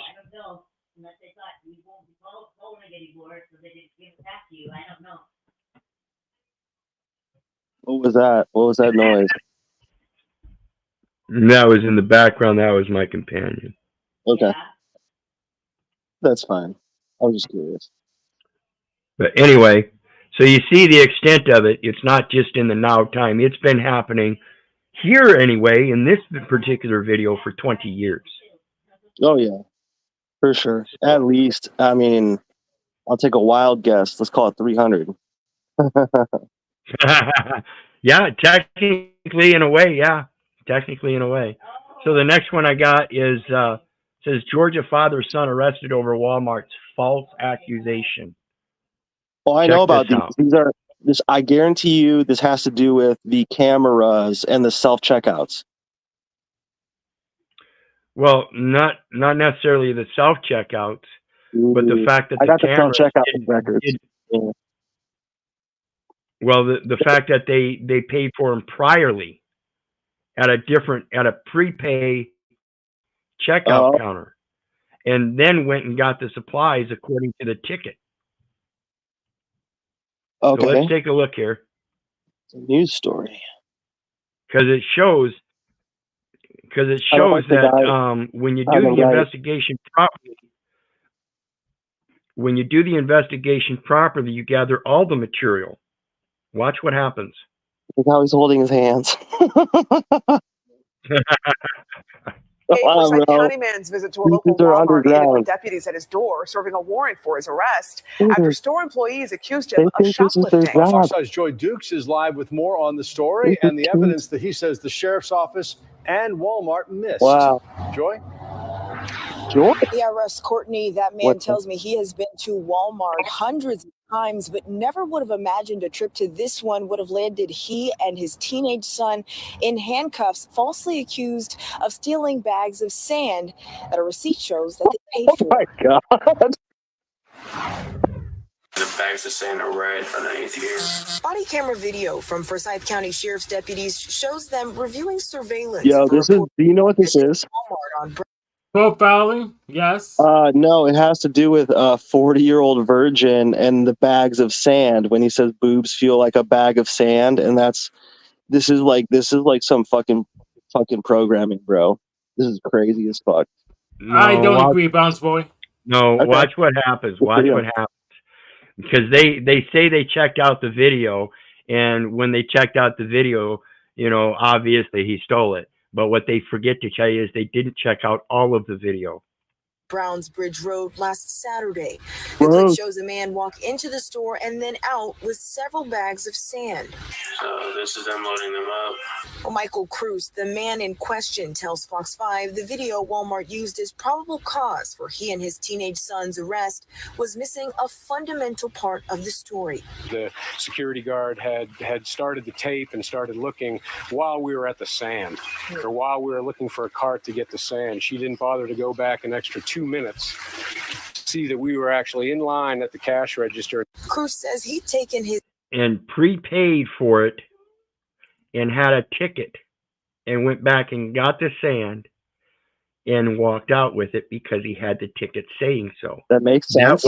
That was his receipt. That makes sense. And they failed to even recognize that. Why? Wow. Yeah, so they didn't look to see that he bought it. They didn't check the transaction record against his card either. So they really screwed up. I'm telling you, this is a 4D joke called "You're a boob." Like seriously, like I don't mean that. I strongly this disagree is a with you, literal Bounce Boy. boob joke because of the I bag. really, this is the strongest thing I believe today. I very, very strongly disagree with you, Bounce Boy. I think it's just incompetence. Well, I agree with you. So explain this. So explain this boob thing then. What's this boob joke? Well, it's a news story, number one. So we call it the boob tube. You guys remember that? Okay. Okay, so we're on the boob. So we're watching the boob tube. Okay. Then we're on something called YouTube, which also rhymes with boob tube. And we're watching a guy who's getting his rights clearly violated, and it's clearly on the boob tube. And the bags of sand is the part of the story that has to do with the 40-year-old virgin, which is describing it's like subliminally telling people to not have children. But the problem is what I honestly believe, honestly. But the problem is teenage son's arrest was missing. He and his teenage son's arrest was missing He and his teenage son's arrest. There you go. He wasn't a virgin. What? Yeah. He has a He's son. not a virgin. He's not a virgin. He's got a family. Well, doesn't that sound Yes. inverted? No. That sounds inverted to what my thing. Yeah, I think you're putting way too much into it, dude. I am a little bit for humor, but like, Okay, I'm kind of well, yeah. okay, we appreciate your humor then. Let's put it that way. $97. The sheriff's office says it issued misdemeanor warrants based on the video Walmart provided. Based on the video Walmart provided. So they didn't do any other investigation, and this is what I'm getting to. They don't investigate. They take what they're given and run with it. They already know it's a presumption of the facts. They already know that you have to beat that presumption of the facts. So as long as they can make the presumption of the facts look like a crime, they're going to run with it. They're a fucking hammer and everything's a nail. I told the arresting officers that I could produce a receipt, and he said, "You have it right now?" And I was on my driveway in handcuffs with a forearm in my spine, and I said, "I can go get it." And they just... I can go get it. Telling him, yes, he does have it. And they denied it. Just like they denied even looking at any other footage. How dare you pay for a product only once, Nave? How dare you just buy our stuff just once? Yo, How dare you not carry that receipt on you at every moment? Ooh, I felt that one. That was a good one. and said, "You're coming with us." Cruz and his son spent the night in jail. He says it wasn't until he reached out to Fox 5 and we reached out to the sheriff's office, they realized there'd been a mistake. A detective was immediately sent to Walmart that morning. I would say within minutes of the phone call. Now he's covering up for him, honestly. Yeah. Like, he sounds like he's cowering to them, basically. He's sounding like a bitch. I agree there. On screen right now, he is training the public to act this way. Disagree. In a way, I can't say that he's training because I don't know. You don't think this is a training video for other slaves from a mainstream media outlet? I don't know that he thinks he's training. Right. I understand what you're saying. I understand what you're Okay. saying. People will see this, and it becomes a more common reaction to cut down and just say, "Well, it was a mistake," and I don't understand how Which they is did it. why I joked about the guy's hands in the beginning.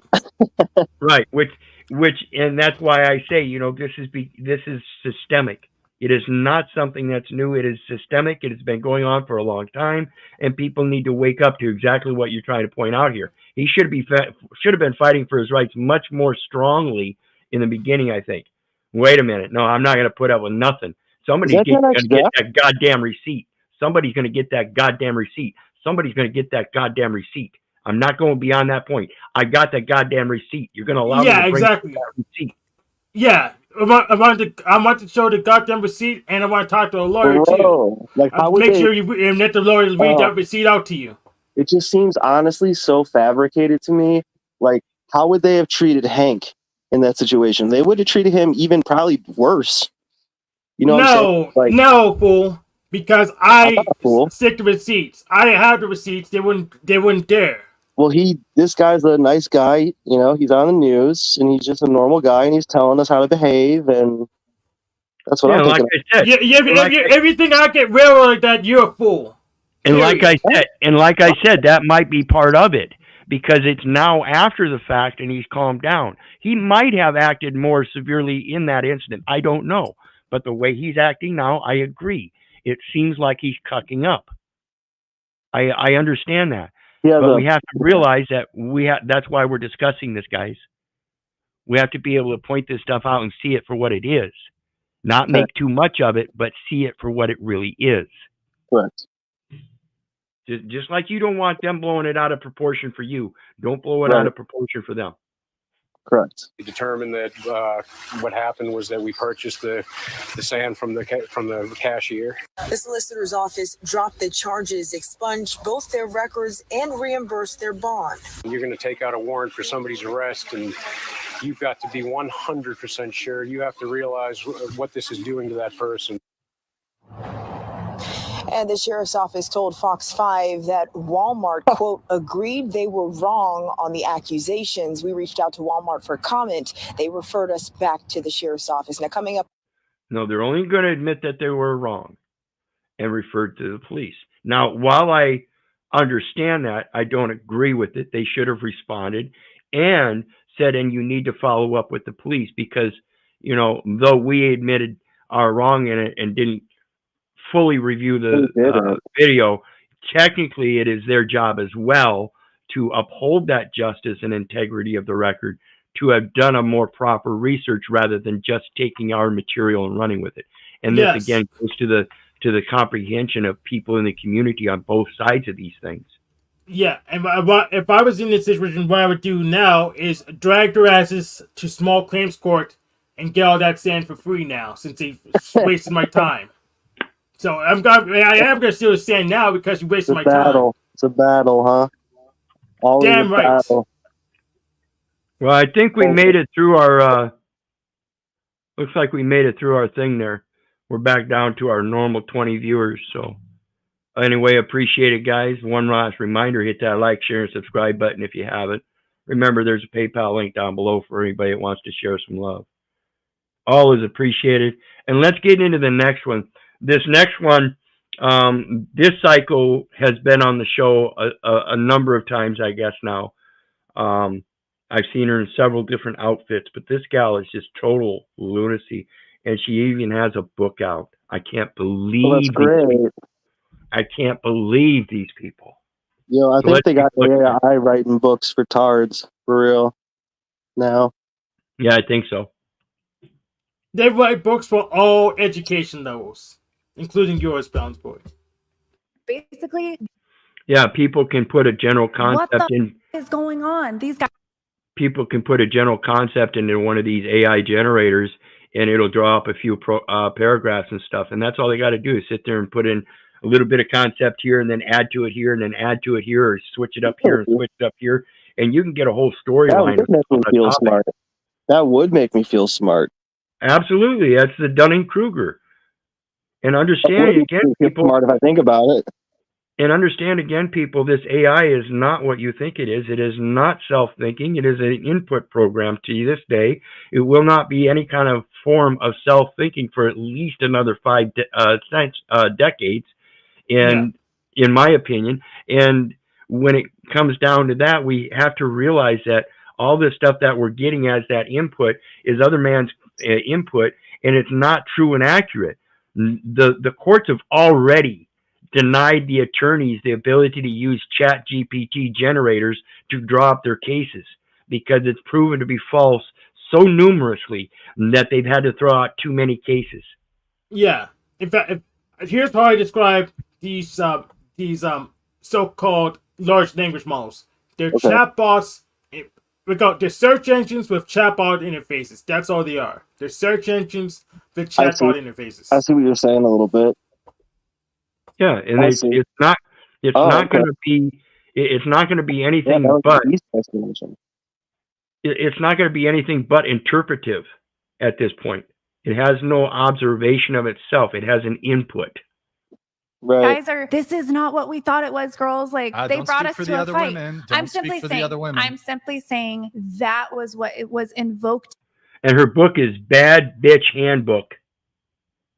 No one's gonna buy it. The Bad Bitch Handbook. Yeah, I'll have to check that out. And so it's our fault you acted that way. I believe you took a misstep in not properly vetting people who would have like PTSD. See, and this goes to what we just went through here with that invasion thing on the stream. This is what she's talking about, not letting psychotic people on your panel and stuff when she's one of those very psychotic people. And she's saying, well, then it's your fault that you let me on your panel. This is why I talked to Jack about this stuff. Why do you keep letting these people up? This is the kind of excuse they're going to use against you. I understand it, and it's entertaining. For this platform, that's what they're looking for. I don't think that's truly what Jack is looking for. No, it is not. I'm not sure. And again, that's just my opinion. I really don't know Jack enough to say that.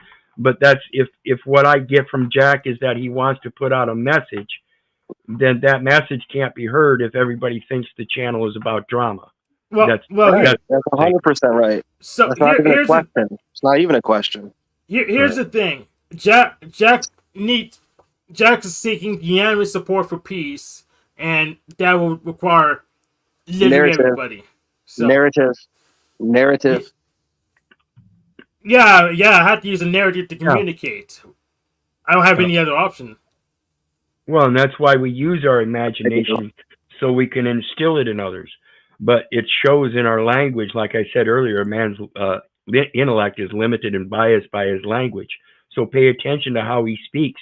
And when he starts throwing out false accusations or projections in questions and using ad hominems and stuff like that, you already know he's limiting himself to what he knows. We're talking to zombies. Oh my God. And he's referring to somebody else's source or information without having anything come from his heart. If you can't see that in the way people communicate, then I urge you to start learning to look into yourself and see your own spirituality, because that's what you should be able to see in other people is their spirituality. If you can't see that, something's wrong. Symptoms, autism, different neurodivergences that would make a difference with how they're communicating. So just be clear, it's our fault you acted that way. It is your fault for getting this deeply into personal topics with women and not vetting them. But no, this interview's to vet. Wait. What's her point? That's the point of this interview. He's trying to interview you to figure out what you're about. Because he is kind of a sleazebag, to be honest. Like, he is a liar, a known liar. No, listen, his platform is straight up getting into the deep psychology and deep emotions. And she's saying because she's deeply emotional, and that is an objective reality in most women, that it's his fault that he didn't vet her and keep a deeply emotional woman off of his platform, when that's the very subject. I don't know. I mean, like, who are you trying to tell? What better example of a deeply emotional woman than one that is trying to use her emotions and her fault as if though it's his fault for letting her be that way? Well, yeah, that just sounds, honestly, it's at his level, it's contrived, period. End of story. Prove me wrong. Well, what do you mean by contrived? Yeah, see, Hank and I had the same question. What's contrived then? Exactly. That's a good question. I'm confused now. What do you mean by contrived, Rounds Point? She's the one contriving the idea that it's somebody else's fault that she's emotionally acting out the way. Who is the prey? Who is, in this situation, who is the prey? Well, it's not a preying situation. Even though she's making it sound that way, it's not. She's making it sound the praying sound ridiculous, therefore you won't believe that he's actually praying. No, she's making herself sound like a victim to somebody who is preying on her. Contrived system. When she was invited, and she could have said no. If she felt she was going to be victimized, she could have said no. It wasn't until after the fact that she felt emotional that then she posed that she's being victimized when she's not. Another thing, she could leave at any time. Exactly. She just want to say, can't end the interview. She could just get up, put her chair in, walk out the door. She's such a bad bitch that she wrote a book about it, and now she's being victimized. How is that so? she ain't such a bad bitch then, is she? Something's wrong with that. You can't claim to have a writing such as that, the bad bitch, and then come up here and whine about how some man, it's his fault that you're emotional. You're either a bad bitch or you're emotional. So,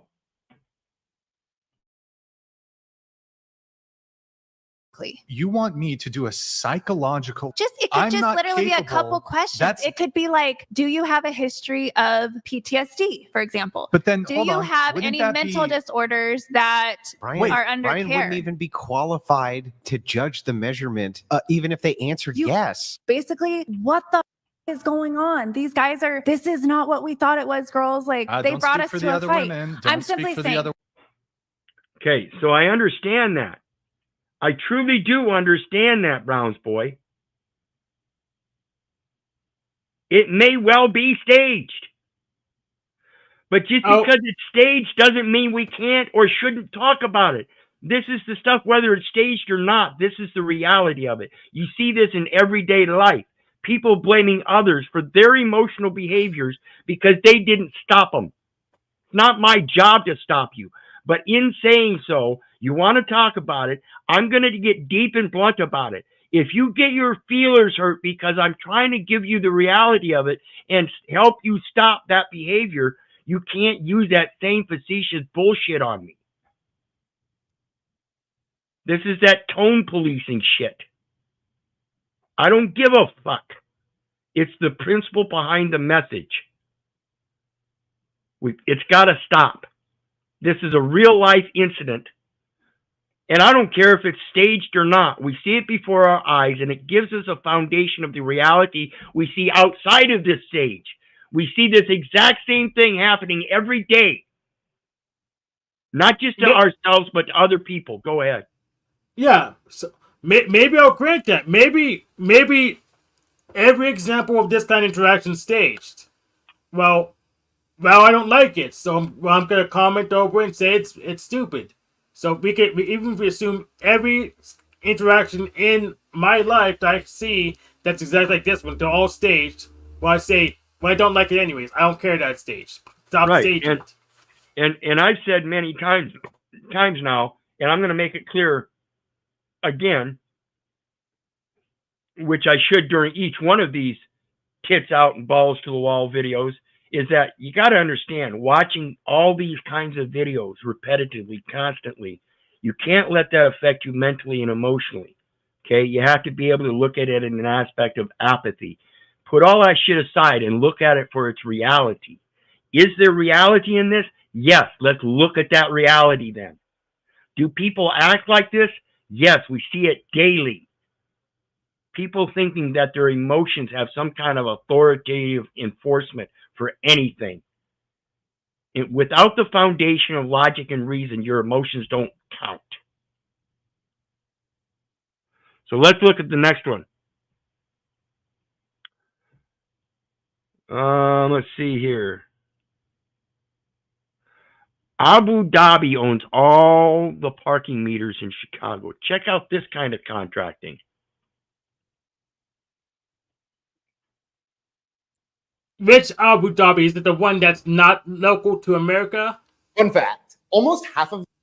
And we'll have to check that out, because that's something that we have to do. Again, don't believe me, don't believe the neighbor, don't believe the government, don't believe your mother, for crying out loud. Do your research. Yeah. So on we have a Aleppo near me in Pennsylvania, so maybe there's an Abu Dhabi now around that area that they're talking about, not talking about the foreign one. So who knows? We have to double check. Well, somebody get on Google Map and put in Abu Dhabi, USA. See if there's anywhere in the USA a place called Abu Dhabi. So let's listen to it. The parking meters in Chicago are owned by the Abu Dhabi Investment Authority, and the other half are owned by a shadowy company called Redoma.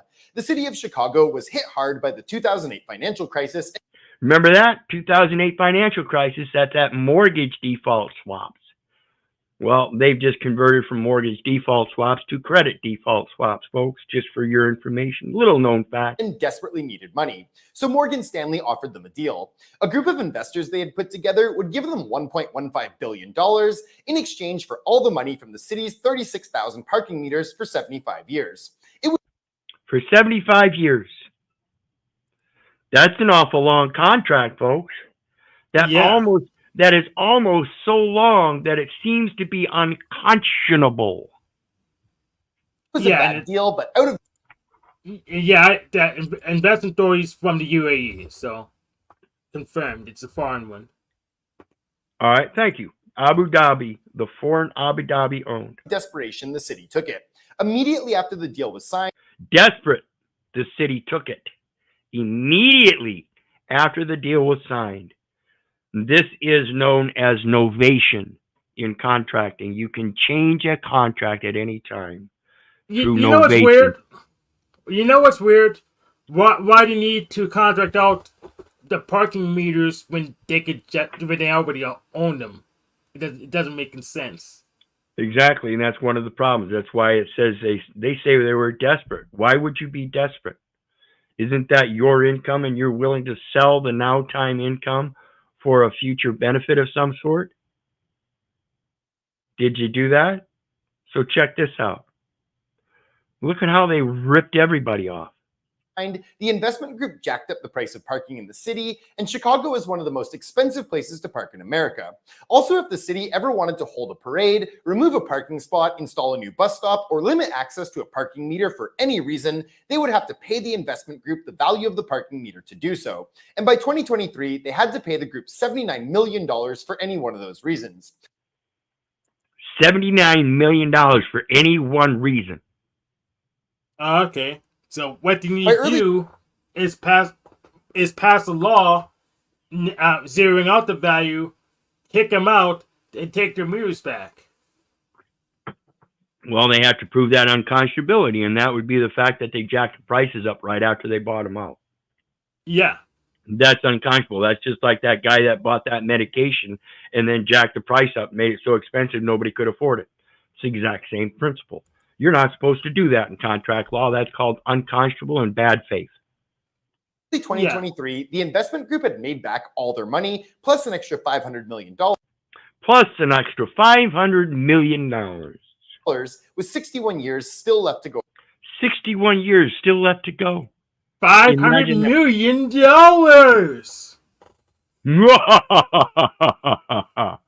You see what you've enslaved yourself into, people?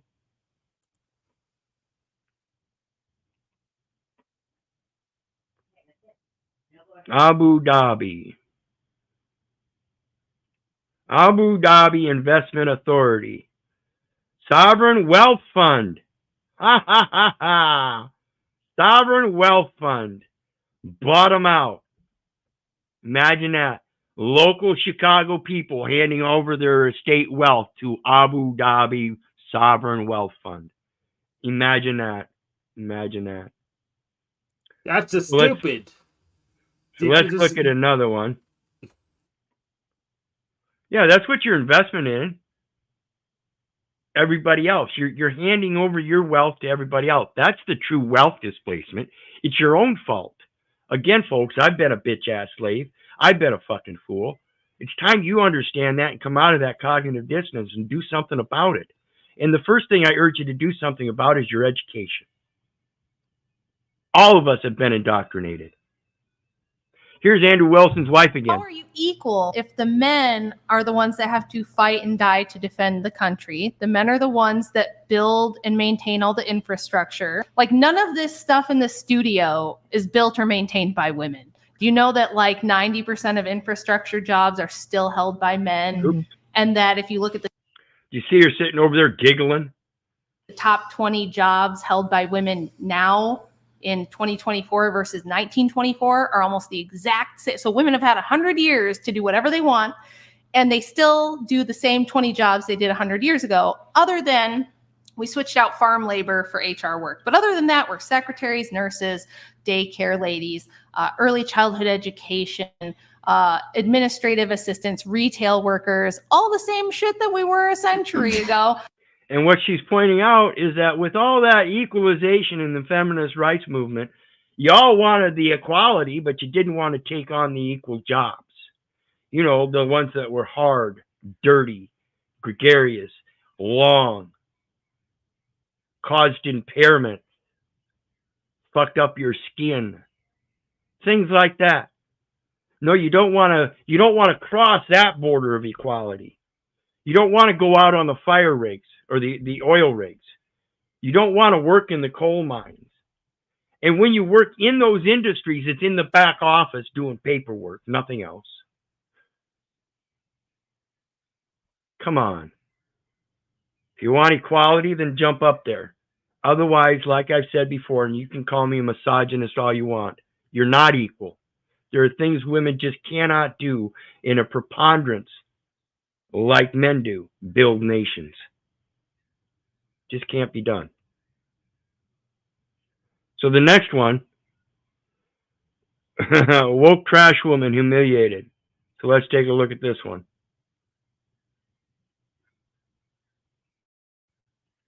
And I don't enjoy this stuff, folks. Again. Well, when you meet this woman's mom, you'll understand exactly why she's so horrible. Why did you do it? I thought it was a great way to market my OnlyFans. I have no shame at all. You didn't care that you have children looking, you have elderly people. I could care less, Piers. Just a great pair of boobs that I wanted to share with the world. The intention was to bring people. Nothing more. Just a great pair of boobs I wanted to share with the world. And nothing else is considered. And I don't have any respect in regards to family, children, friends, social circles, anything like that, and what they think about it. Fuck them all. People together from different cultures. He said, I just wanted my potatoes to be international. They're just two potatoes right here. Right. My mom and dad are proud of how much money I make. Okay, well, let's find out. Mom and dad are proud of how much money I make. Bothers him. Hi, Susan. Your daughter's there flashing her breasts. Were you, as her mother, offended by it? I'm proud of her because she's learned a way to make a living. Really? Just stripping in public like that? It was smart. It's not a dumb girl you're dealing with here at all. I'm New Jersey trash. I have no interest in being sophisticated. No interest in being sophisticated. I'm New Jersey trash. So how is that smart? Well, she's telling people to pay her for something that shouldn't really cost any money. It doesn't cost me money. Well, and see, this goes to that principle of feed a man a fish, or give a man a fish, you feed him for a day. But if you teach him to fish, you feed him for a lifetime. Is she, first of all, by mom and dad, or mom at least here, agreeing that she did something smart, that she's an intelligent girl and she's making good money doing what she's doing? Is that giving a man a fish so he can feed himself, or is that teaching him how to fish so he can feed him for a lifetime? What happens? What's going to happen? Is she going to be able to make enough money now to support her for the rest of her life when that income falls off because her tits fell off?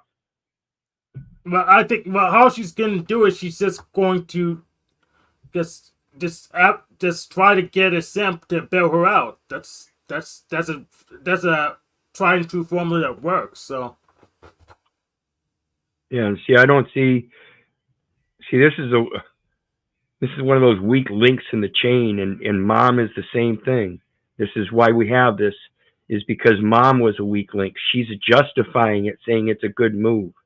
Yeah, and some people make the case that, well, they bred, so we have their opinion's just better than everyone else's. So and it's all based. And it's all based on that economic scale. It has nothing to do with the real purpose of your life, of bringing forth more children in the future. It has nothing to do with that anymore. It has to do with your economic scales, what social ring you're in, and whether you're keeping up with the Joneses. Again, when that income falls off, it's going to when her tits fall off. What's she going to use for then? You know, when her tits fall off, is she going to have a man by her side, or just the money that she was able to collect up? And how long is that going to last now that she no longer has an income? Is she going to be able to be so philanthropic with an Hawk-Tuah concept that she's going to be able to live out her life in a dream, whether she needs a man or not? Well, no, because she's gonna spend all her money on BS. We already know this. It's a pattern.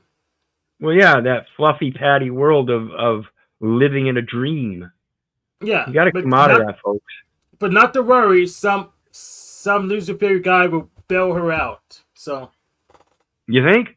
I'm just a girl. Would you like her to get a proper job? No. They wanted to see the back. Would you like her to get a proper job? No. So we have two things there. She's admitting it's not a proper job, and again, that she's willing to be on that lower scale and inducing her daughter the same low scale bullshit. No, you don't need a proper job. You could do what you want and act like a slut the rest of your life and do just fine, honey. Scarlet letter shit. Best of the country, they got it right here. This was the best of America. That was the best. If that's the best of America, is a set of fucking tits that are going to deflate in 10 years, excuse the fuck out of me, but I don't want it. yeah, burn it all down. Then that's the best we could have to offer. Pathetic. You women think you're so much, and that's not the value.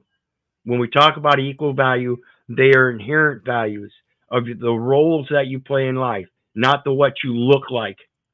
Yeah, we need to train men to ask for more. They need more spine. They shouldn't be paying $10 a month just for peeps. That's just stupid. Okay, and here we got some of that systemic corruption going on in the House.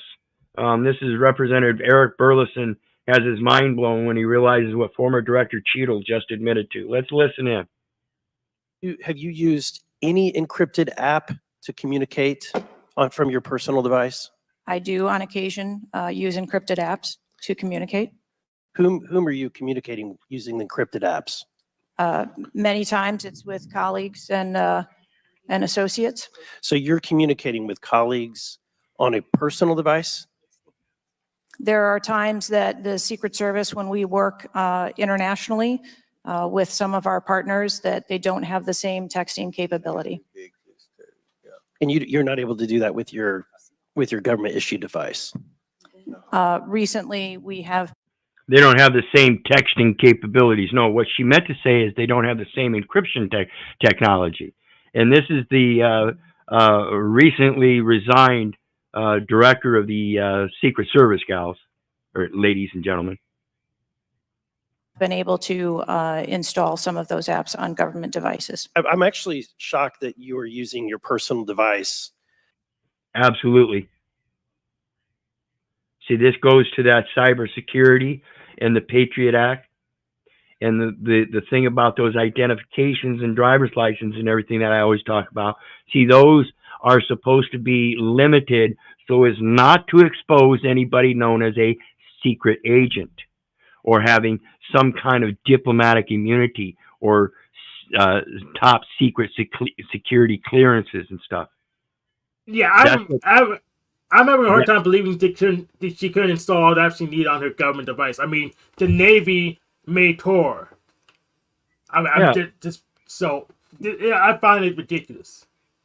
Yeah, and that's why I find these people that are put into these positions through DEI to be very incompetent, because if she had been of the capacity to be director of Secret Security or Secret Service, then she certainly wouldn't have been so fucking stupid.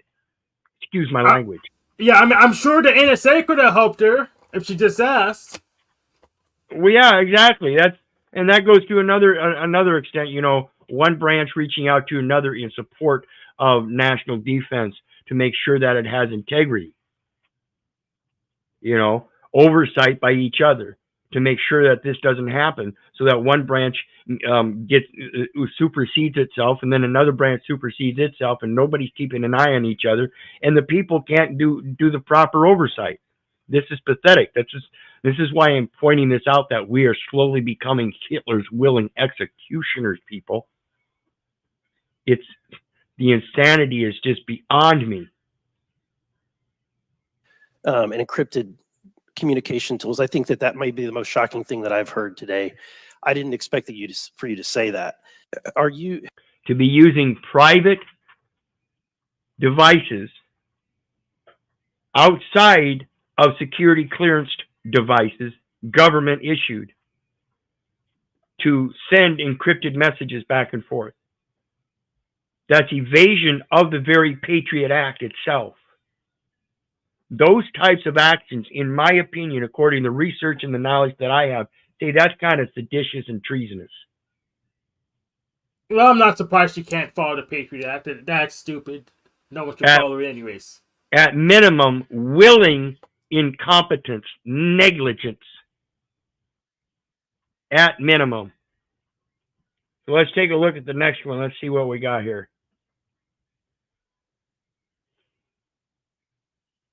Does a chicken have gender identity? Does a chicken cry? Well, Does a chicken let's watch that ad. Chicken has sex. That was an interesting commercial itself, huh, guys? Yes. Speaking of. Anyway, the next one we have here is a Florida sheriff fed up with school shooting hoaxes, posts boys' mugshot to social media. In fact, after we watch this, we should go ahead, find that ad, and watch that ad. I'm going to look for it. All right. So let's take a look here. A Florida middle school student has been arrested, his picture and name made public after allegedly making threats of shooting up 2 schools. 11-year-old Carlo Dorelli was taken into custody yesterday in Port Orange, Florida. Authorities say they received a tip from other students that Dorelli was showing off a collection of weapons and his list of targets.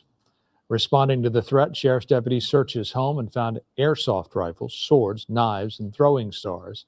Volusia County Sheriff Mike Chitwood says he's fed up with school shooting threats, and he planned to make an example of kids who break the law.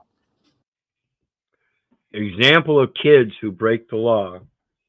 And again, it's sad to say that, again, it's your responsibility as parents. And when you give up that responsibility and think some government now is going to come in and make things right when something goes wrong, and your child is in a situation like this, your child is in a situation like that only because of you. And your lack of responsibility in being able to instill in that child the proper use, care, safety, and reverence and respect for those very weapons that he's playing with. That's the ultimate responsibility of the parents again. Quit playing it off as if though that is somebody else's responsibility, like we saw in that video earlier. Some woman trying to play her psychosis off on somebody else as if though they're supposed to vet them. No, mom and dad, you're supposed to raise your children up properly. That prevents them from having to be vetted by other people.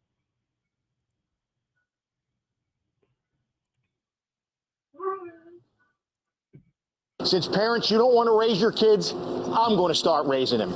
Every time we make an arrest, your kid's photo is going to be put out there. And if I could... And again, like I said, it's all that identification, driver's license system and all that.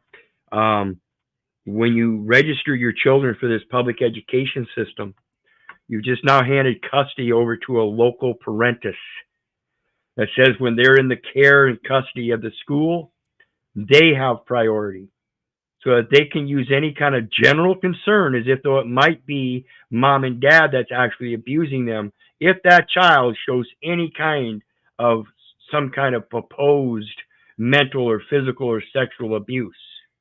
And again, this is by people that are projecting their personalities and having these children write summaries of these personalities of their teachers, wanting to get these personal, private relationships going. No, that's not where we develop our social skills with adults and children. We should be doing that with families. Again, our older generations bringing up the toddlers and stuff, while the mid-generations, moms and dads, are doing what they need to fulfill their family affairs. Whether that be going out getting a job or harvesting and sharecropping or whatever and living a natural lifestyle, it doesn't matter. But the social construct is that it contains itself and doesn't need an external government. Go ahead. Yeah, think about it. If we're trying to train up new adults, wouldn't it make sense for them to be around adults rather than children? Correct. You do it, I'm going to perp walk your kid so that everybody. And so when you sign them up for that registration and stuff, this is their attitude. They're going to take your kids and they're going to raise them. They're telling you straight to your face, don't fuck up or we're going to take your kids and raise them ourselves. And we're going to do it for the commercial, by and through and for the commercial system. And that's because everybody wants to, again, use that identification system, the Interstate Identification Index. Yeah, they're going to sell your kids to Abu Dhabi. They're going to sell your kids to Abu Dhabi. Yep. Your kid's going to grow up and learn how to drive that car and pull up from that parking meter, and he's going to be paying Abu Dhabi. Everybody can see what your kid's up to. The boy is facing charges of making a written threat of a mass shooting. It's a felony. The child told police it was a joke, and he never meant to hurt anyone. And so again, we see the intent. You know, is it real? I mean, I don't know that the kid at 11 years of old really intended it. But in that 7-year-old's imagination, the more we allow it to play out, the more it might actually work its way into intent. So it is important and a valuable lesson to stop this young man. But to do so through the enforcement of the state only on the child is the wrong way to do it, I believe. Again, I believe it's a familial structure that needs to be enforced, and that's by letting mom and dad know their lack of responsibility in allowing it to get this far, that now it's out in the public purview. They raise a child upright in the ways of the Lord, and he shall not waver. This shows that they never brought him up in the ways of the Lord. Sad. So I got that ad. I found it. It was a part of a short. All right. It's in the private chat.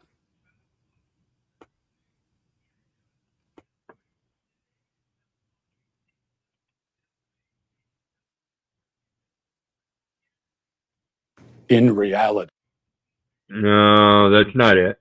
It is. It shows up later. Oh, okay. Okay, yeah. This is Matt Walsh argues with actual medical professor. Does a chicken have a gender identity? Yeah. In truth, okay. Whose truth are we talking about? The same truth that says we're sitting in this room right now, you and I. No, you're not listening. If I see a chicken laying eggs and I say that's a female chicken laying eggs, did I assign female, or am I just observing a physical reality that's happening in the world? Does a chicken have gender identity? Does a chicken cry? Well, Does a chicken commit suicide? Let's What does that have to do frame with- it, because you're trying The chicken has sex like any. See, she's trying to say that the chicken has to self-identify, which is what people do. So in that identification of male and female chicken, that's also something that people do, and that's already been an objective definitive. Notice that she's dressed kind of like the clown from the first video. Yeah. Yeah, the first one. I remember that. The clown with the blue hair and the rainbow shirt and the rainbow flag and all the wishes she wants. All the testicles. Like A any chicken biological has organism. an assigned gender, but a chicken doesn't have a gender identity. So we assign female to chickens when they lay. Assigned has an assigned gender but doesn't have a gender identity. Isn't that what the assignment of a gender is? It identifies the gender? Yeah, that's a contradiction. That's a contradiction. Do you see the insanity, folks? Eggs. We assume they're female if they lay eggs. In reality. We assume they're female. They lay eggs. Well, why would you assume this goes to the thing that was in the other one? Well, if you cut it off, isn't that recognition of the male gender? If you cut it off, It's a mixture of sex. Chickens don't have gender. They have sexes, period. Yeah, it's an admission of the opposing dynamic that you're opposing, saying it doesn't exist, saying it had to exist in order for you to have your opposing dynamic. Yeah, chickens don't have gender, period. This is a difference between men and women that's very fundamental. Women personalize everything.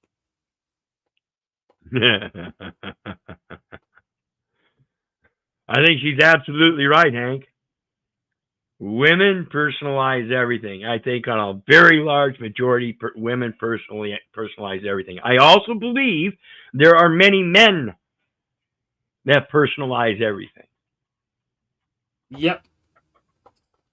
Off the scales.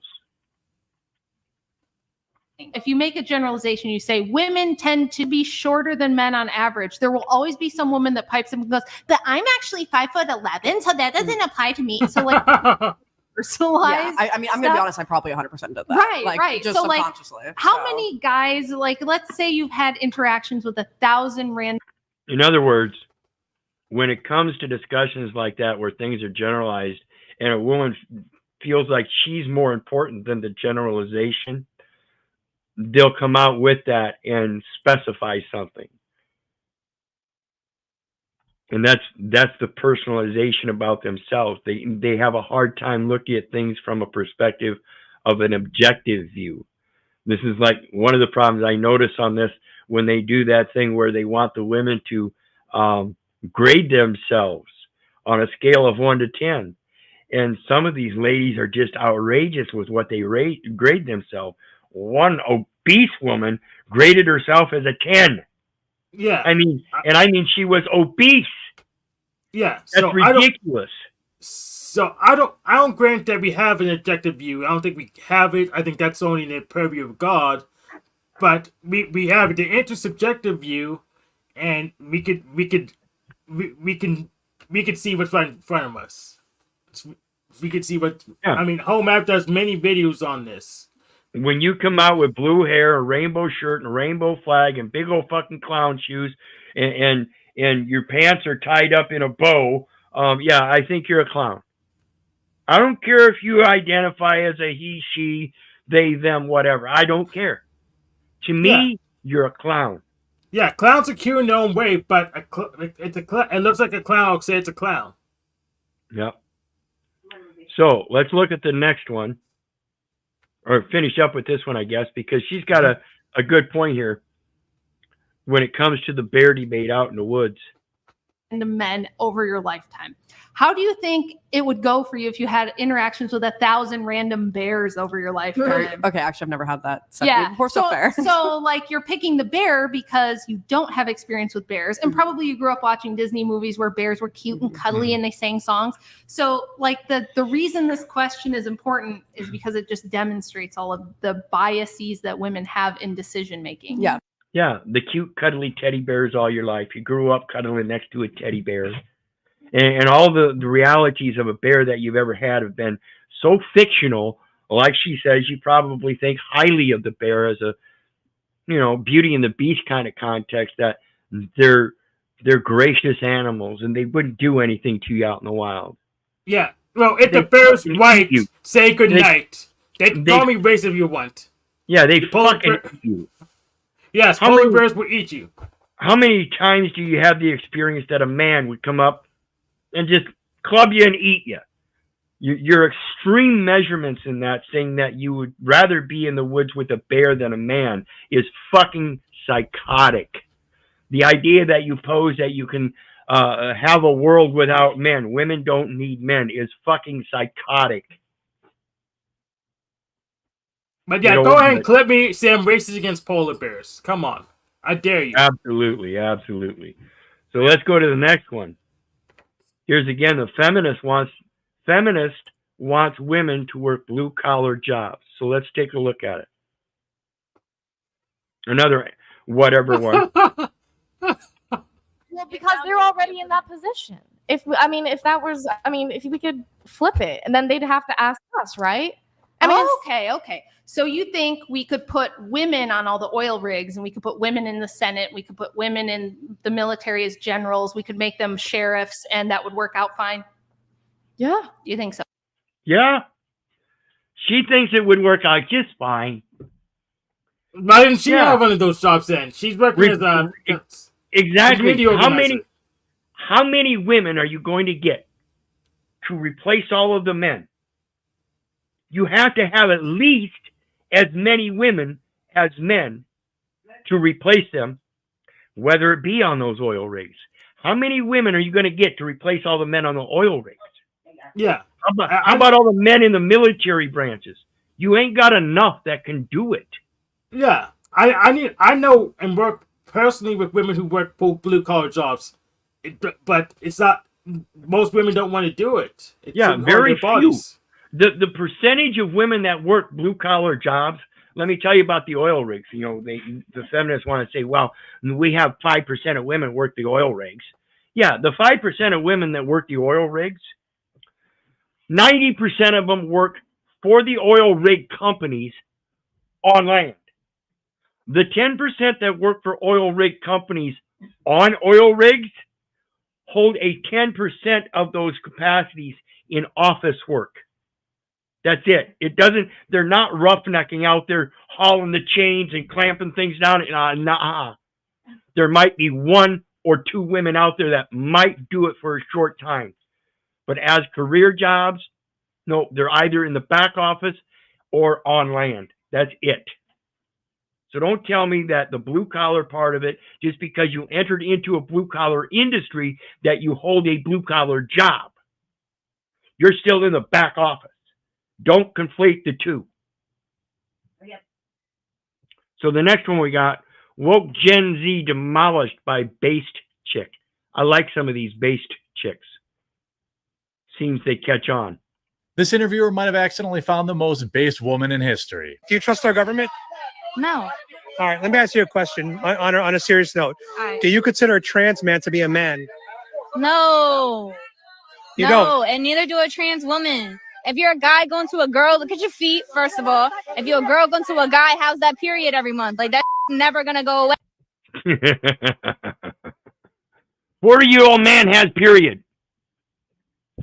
40-year-old man gives birth. Was it really a man then?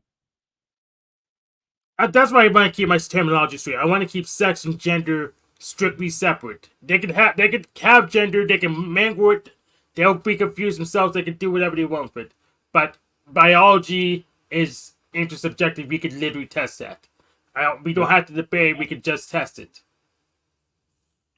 Like, y'all can stay here and do this, that, and the third, and I'm going to be real with you. I feel like I have nothing against gay people, but when you come out of character and do too much, chill. Like, these gay men be trying to fight females, trying to get uteruses and shit. Bro, us as females go through too much pain for y'all to sit here and try to... Yeah, and see, that's the other part that I mentioned about the toxic masculinity. As it relates to what's going on here, we have the toxic feminine men that still have their masculinity to a degree, but they're using it against women, which proves their femininity, which is toxic. If you're a man, you want to fight somebody, step up and fight a man. Don't bow down and say, well, I'm just a woman, and give up your masculinity, because in reality, you put that bullshit with a man. I don't care if you're dressed up like a woman. I'll kick you right square in the fucking knee, in between your fucking balls. You still got them? I'll prove your masculinity. I don't play by what most people say is fair. I play real. Don't play your insanity with me. have a baby. Like, out of here. Let me cut your balls every month. How about that? It looks like she wants a Tesco donation too. She's not that based. Well, she was talking about having to, if you really want to be a woman, then cut your balls every month. Bleed for a month. Or bleed for a little bit every month. That's what you really want to do? That's all you got to do. You don't have to be a woman. Pretty based. It is a problem that is costing New York City millions of dollars. We're talking about ghost cars. Yeah, those are cars with illegal license plates that are untraceable by traffic cameras and toll readers. Well, today, by traffic cameras and toll readers. So we know it's strictly for the commercial use. So again, the driver's license, the state ID, the motor vehicle registration, the insurance and stuff and all that. Check out El Perro and all the information on that channel. A lot of information showing you how these laws are written in plain language and how you can withdraw from them Therefore, they must be voluntary. Doesn't matter if the motor vehicle theft prevention program, the motor carrier safety, highway safety program, registration, taxes, or anything. It's all voluntary, folks. Think about their terminology. Ghost cars, spooky. But what they are is just cars that don't comply with their stupid tolling standards. Right, they can't trace them. See, that's what the registration and all that's about, is for the tracing for the motor vehicle theft prevention program. Well, they're right there. They're not integral. They could trace them. It's just they're not compliant with their system. Make it easy enough for them. They can still trace them, but they had to do more actual detective work. Well, not if you have private tags on there. Well, see, that's why they try to pull those people over with private tags, because they're saying that they're not participating in the motor vehicle theft prevention program, which shows that they're required to have a registration sticker, or that they're licensed to drive, which requires a license plate. And neither one of them are required. There are certain conditions that if they're not met, then there's an exception through a necessity of, or a doctrine of necessity, because there is no qualification. And that's what they don't want to recognize. I'm not qualified for certain things to be required to take a license. Yeah, there's but certain conditions that must apply. It's a tax program. They're pulling those other people aside of their own before they collect taxes. So right, for the interstate identification index, which is a commercial platform. It's all for commerce. Yeah. The NYPD announced the results of a 5-day blitz to crack down on the vehicle, saying officers seized 295 ghost cars from city streets. That is just wow. Ghostbusters of the iceberg. 490 arrests, issued 20,000 summonses. Wow, 20,000 plus summons. And took cars where the owners owed $21 million in unpaid tolls, taxes, fees, and more. Maybe they should change the way they tax people. Maybe we should think about that. Well, it's a matter of being involved in these programs, and if you're not required to be involved in these programs, they can't apply these taxes, fees, titles, registrations, and all that. Those are all levies, which Congress shall lay and collect taxes, duties, imposts, and excises. Yeah, not Abu Dhabi. Right, exactly. See, Hank gets it. It's those state and local government securities issued by municipal bonding. The city now has 15 NYPD officers teaming up with sanitation to go after cars that are just sitting there. You're going to go to sanitation for cars How's that commerce? How's that commerce? It's just sitting there doing nothing. Well, it's for the eminent domain to clean it up, because they're just sitting there, and it's the safety and sanitation department, which means that they're doing it to clean it up. Come on. Think about it, Hank. It's for your own good. Now go get your car back. It's going to cost you a couple $1,000. Sleep, perhaps feeling smug about avoiding registration fees, but make no mistake about it. One day, quite soon, you're going to wake up and you're going to find that your ghost car is gone. Perhaps feeling smug. There, you're going to go to sleep. You're going to go to sleep, perhaps feeling smug. This is what I talk about when they lay their own rope to hang themselves. Listen to the language. Yeah, the Ghostbusters will come and vacuum up your ghost car. Well, perhaps feeling smug about avoiding registration fees. Now, if there is an owner withdrawal from program, from the very fact of the motor vehicle theft prevention program, which is what you register the motor vehicle for, and that's what the fee is for, is entry into the motor vehicle theft program, or a motor vehicle theft prevention program, then you're not required. It's a voluntary participation. So the ghost car that isn't participating in your motor vehicle theft prevention program is a ghost car for a motherfucking reason. None of your interstate commercial business.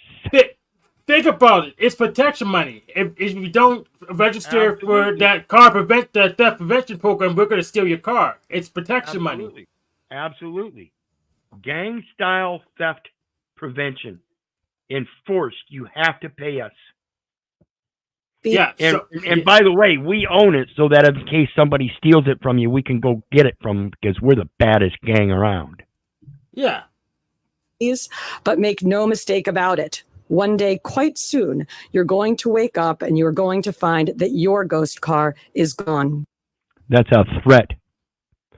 Don't make no mistake about it. One day you're going to wake up soon and find your ghost car is gone. You have no authority. Ghostbusters. Yeah, you have no authority over a car that isn't registered in your jurisdictions. For somebody that isn't qualified to be licensed and therefore isn't required to have insurance, but can provide his own indemnification, hold harmless. Yeah, I'm not sure on authority, but still, they should just figure out a better way to tax people at this point. Well, the tax is there for people that are subject to it, and that's for the trustees. Public service is a public trust. Those are the people the taxes apply to because they get paid an exorbitant amount, and they're supposed to get, their cup is the one that welleth over, and they're the one that's supposed to pay 10% towards that unity cup, that community cup.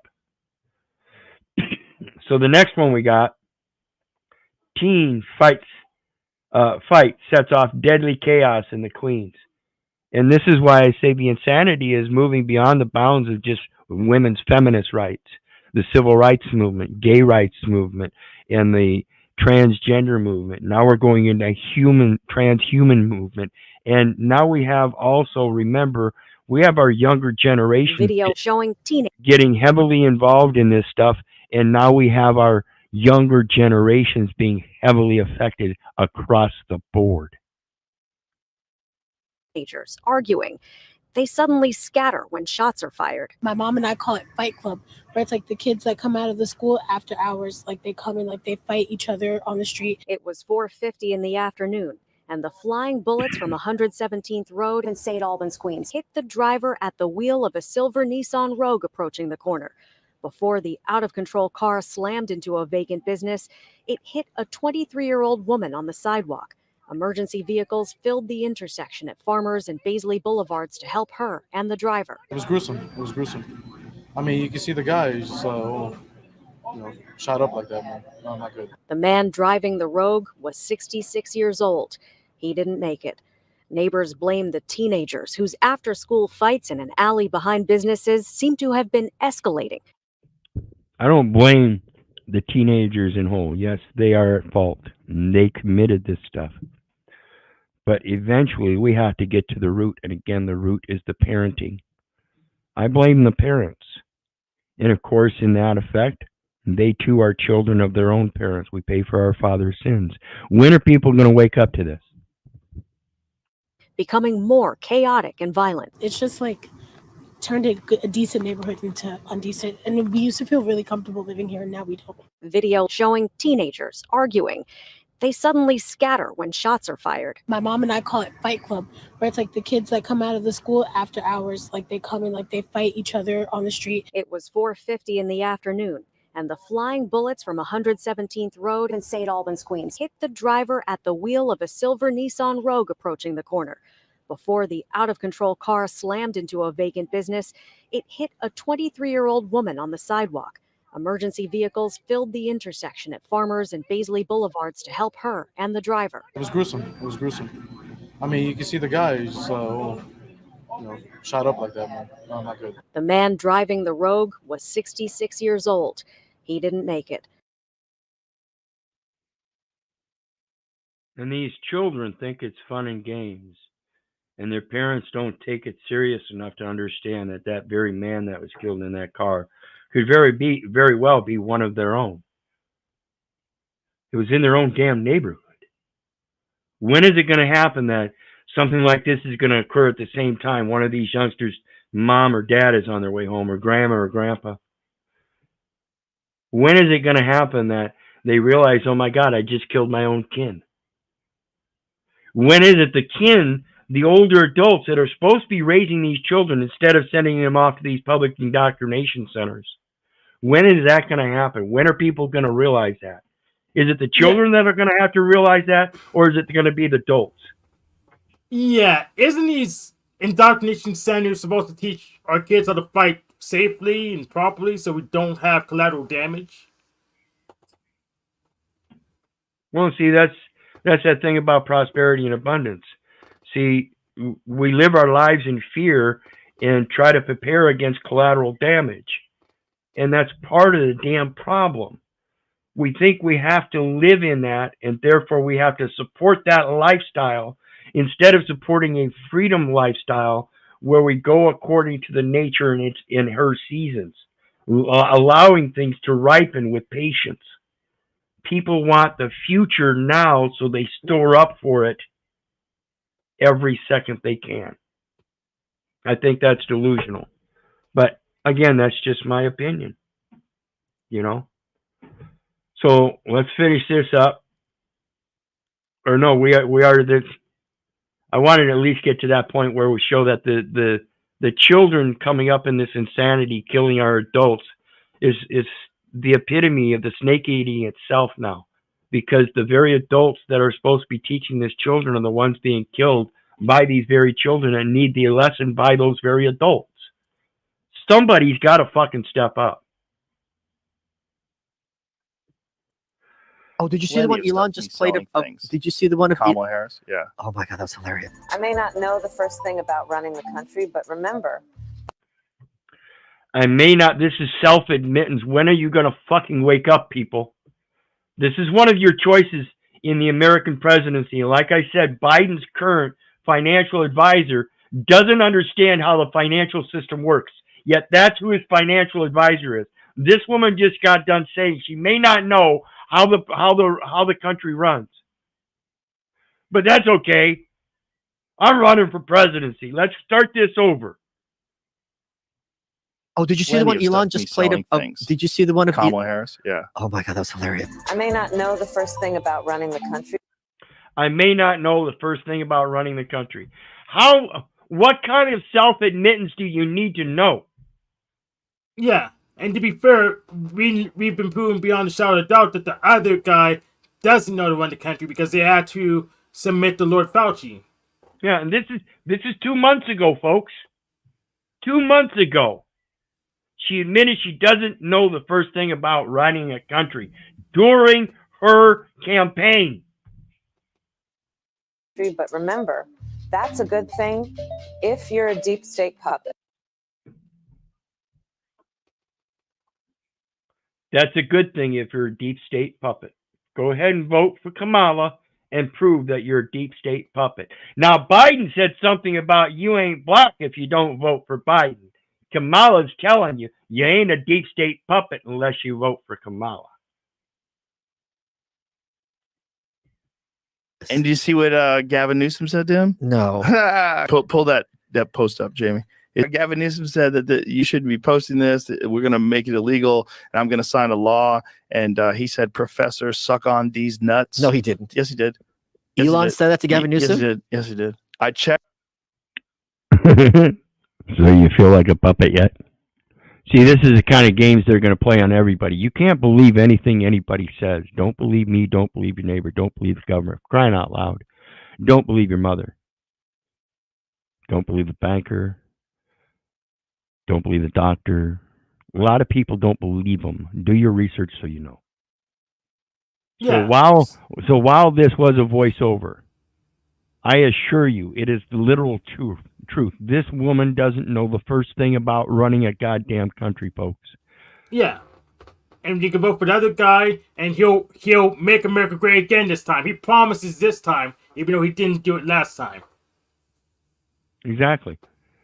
You know, and that's one of those things you got to understand the premise these people put out, or some of these people, I've heard it said that he's going to take over the nation and we won't have another election.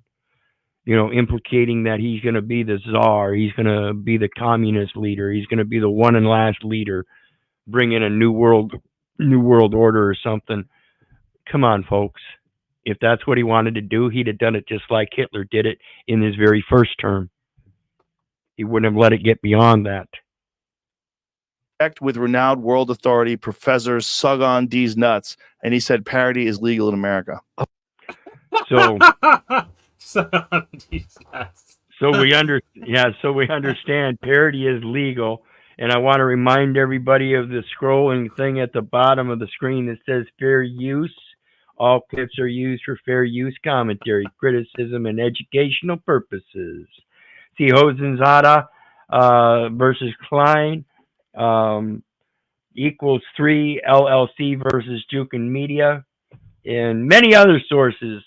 17 USC 107 particularly, as it goes to reservation of rights for non-commercial use and such commentary. So again, all you bitch-ass slaves out there of the deep state, go ahead and keep voting. It doesn't matter if you vote Trump or Kamala. You're still a bitch-ass slave voting for deep state activity, empowering that system to continue on rolling on down those tracks. So let's get into the next one. Yeah, I think you ahead. can vote to be ironic. I don't care, but this doesn't make a difference, especially since all the policies are the same. Yeah, and if you want to be ironic, Because I think like the bow is. you were breaking up there. Let me say if you want to be ironic, I would hope. You can vote. That, yeah, all the policies are the same anyway, so you could go ahead and vote anyways to be ironic. I just want you to know that it really doesn't make a difference who you vote for. Not the national level. Right, and I think if you want to be ironic and influential, folks out there that vote, if you really have a great concern and you understand the choices that you have as both, again, as a bitch ass slave of the deep state some way, somehow, then maybe you might vote no confidence. You have the ability to do that, folks. You don't have to go in there and vote for Kamala or Trump or anybody else. You can put down on your thing, vote of no confidence. And when those public leaders, and those public servants in this public trust understand that enough people give in a vote of no confidence, they understand the very nearness of that rope that they lay in the language that they use that will one day hang themselves with. That's when people will be able to express their uprising, and you better be able to recognize it. So I say, the lunacy of this is going to stop one day, and it's only because of a natural reaction, not because of some legislated word. People are going to give up on that legislated word, and they're going to make a determination, and it's going to happen naturally. So let's take a look here. Since when women want their equal, it like historically is coming from a place of like you're bowing to somebody who is not your equal, who is like kind of above you, and in a partnership, in a relationship, you are to treat each other as equals. Hold on. Since when have women ever wanted their equal? You think women are going created for their equally? Equal? Okay, equal in life value. But do you think women actually want? This is what I was talking about earlier. Each of us has our value, but that value is an extension of our particular role as males and females in familial units. When we start destroying that, we end up with this. We end up with women wanting to be men and men wanting to be women, raising children to teach them that they can be transhuman. And now we have no familial structure, and everything is nothing but a bitch-ass slavery system of a wanton, desirous dream that can't be had anymore. It's a great job. You just successfully killed the American dream and changed it to an asylum. They're equal? Can you elaborate a little bit? Well, like, what do you mean they're equal? I'm not saying this is the case for all women, but women typically want, for example, a guy who's more charismatic than them, a guy who's more interesting than them, a guy who's more entertaining than them, a guy who makes more money than them. So we're not a guy who's more competent across domains. A guy who's more confident. Well, yes, but I wouldn't say that like he's more valuable than me. We're not saying we're more valuable. We're saying that there's a certain value that enhances the relationship that you desire. One of those values that you desire is a confident man. Oh, but she has Hooters. In that confidence, you want that confident man to assert his confidence at such a level that he shows more confidence than you. That's why you look for the confidence. You want somebody to empower you in your confidence. You can't find anybody to empower you in your confidence if you're looking for weak men. So let's look at this next one. Charlie Kirk destroys woke student on immigration. Charlie Kirk just destroyed this college student with a simple fact. What are we losing by bringing more people in? Wages go down, our social services get overflowed, crime goes up. You lose a common American identity. When you bring in millions of people that don't share the same American story and they all speak different languages, you're a nation of strangers. You need time for assimilation. We don't have that. More people speak Spanish than English in the state of California. I think we should have more people learn Spanish because being bilingual is good mentally. I'm pretty sure there's not much evidence that like crime actually goes up and social services are being used a lot by like illegal immigrants.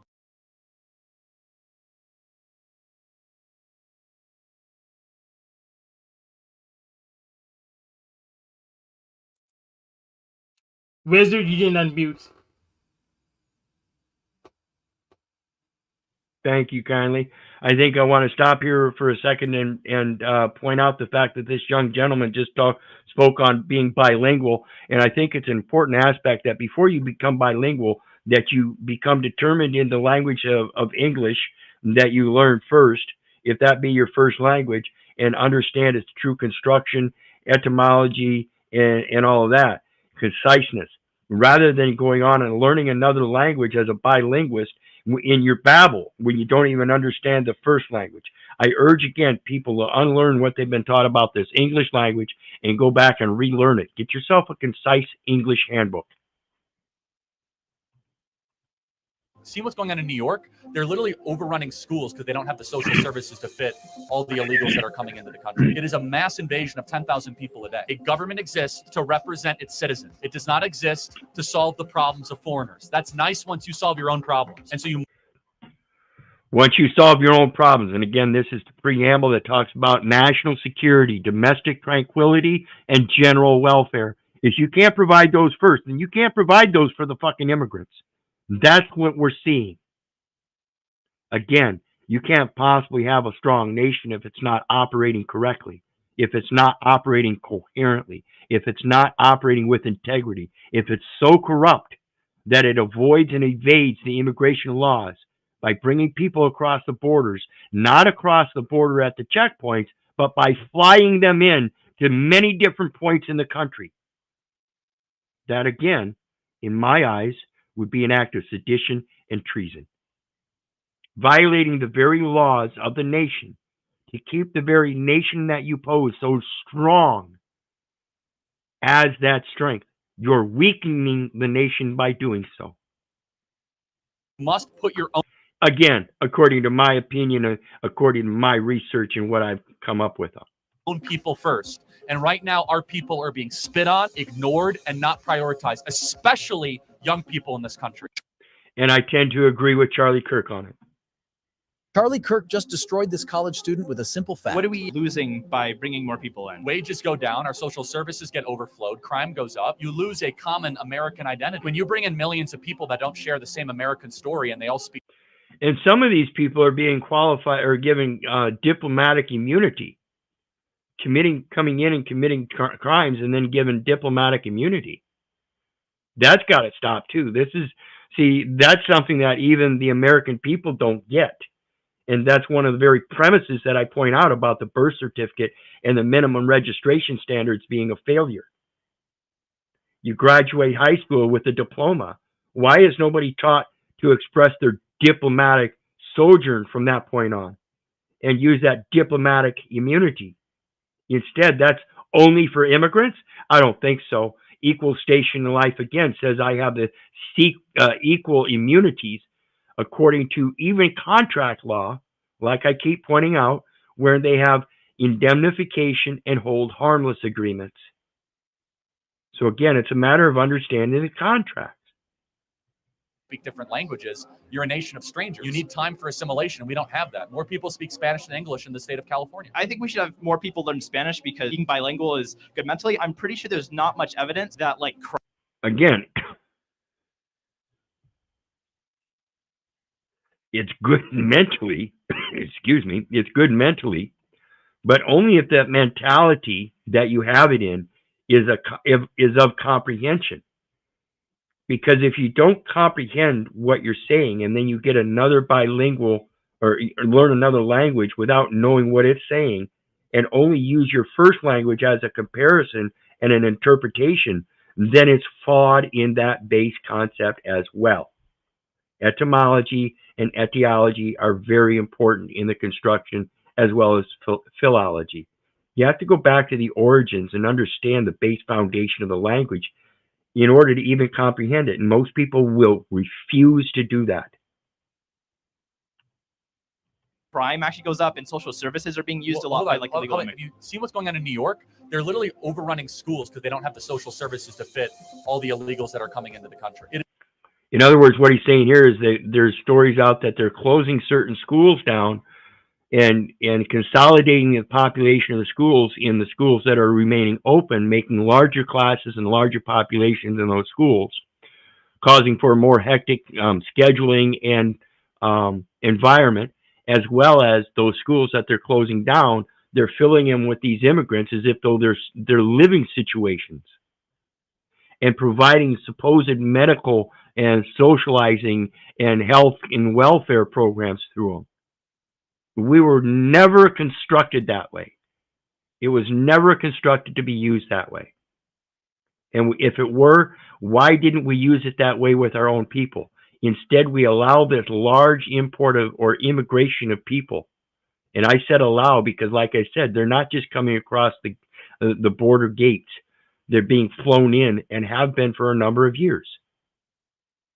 It is a mass invasion of 10,000 people a day. A government exists to represent its citizens. It does not exist to solve the problems of foreigners. That's nice once you solve your own problems. And so you must put your own people first. And right now, our people are being spit on, ignored, and not prioritized, especially young people in this country.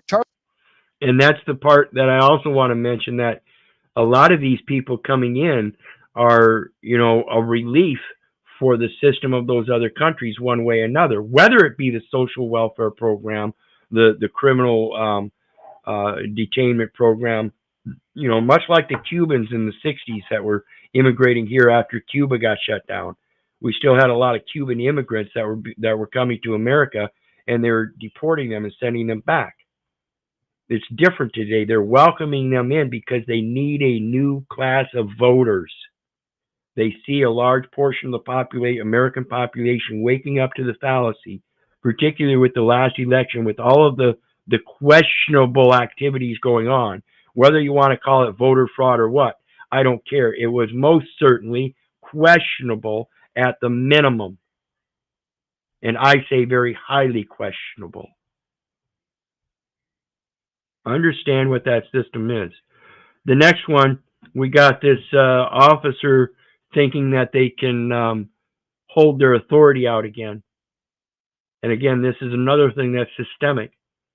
It happens here for me personally, a couple incidences where these officers around here think they have authority to just go around opening people's doors, violating their Fourth Amendment right. Keep your doors locked. This man stands up for his rights against a cop who's more focused on intimidation than upholding the law. Despite repeated requests to leave, the officer refuses to back down. Please get your hand off my door. You can send another cop down, not one that I have to go to court with next month for harassment. And see, this guy's got a history with this officer. See, this officer's got to go to court because he already gave him a citation. And evidently, according to this videographer, the guy putting the video up, this guy is harassing him, and it looks like he's harassing him because he has no paperwork in his hand. He's got his hand on the door, which this guy has locked, as if though he has some authority to go ahead and open it. So pay attention to what's said and how this guy walks off. So please leave my house. This is a civil matter. I'm not dealing with you, and by law, I don't have to answer the door. You put me in a situation to where I felt very uncomfortable and restrained me in a car with no air conditioning. So please leave now and send another officer. I don't want you harassing me anymore. This is the second time you came to my house. And he's saying, if you have actual business with me, then go get a different officer.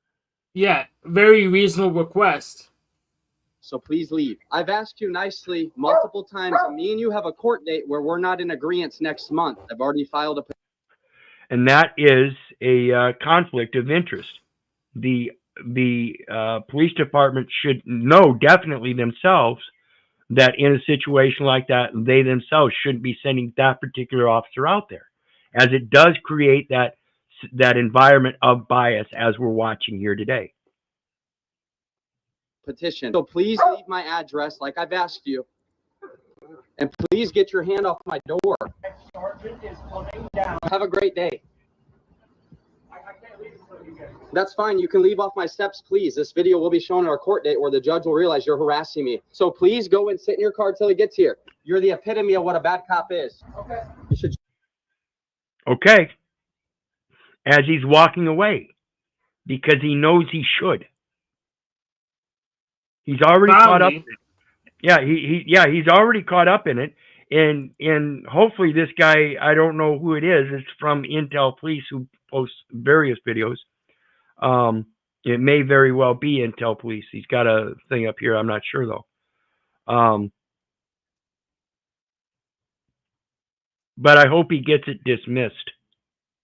Everything, as he dismissed this officer.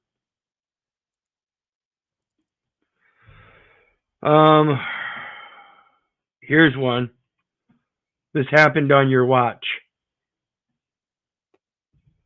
Again, that political realm, and what you have is puppets. So many younger Americans, the American dream is elusive. It's just actually not attainable. The American dream is actually not attainable. Do you guys understand what she's saying there?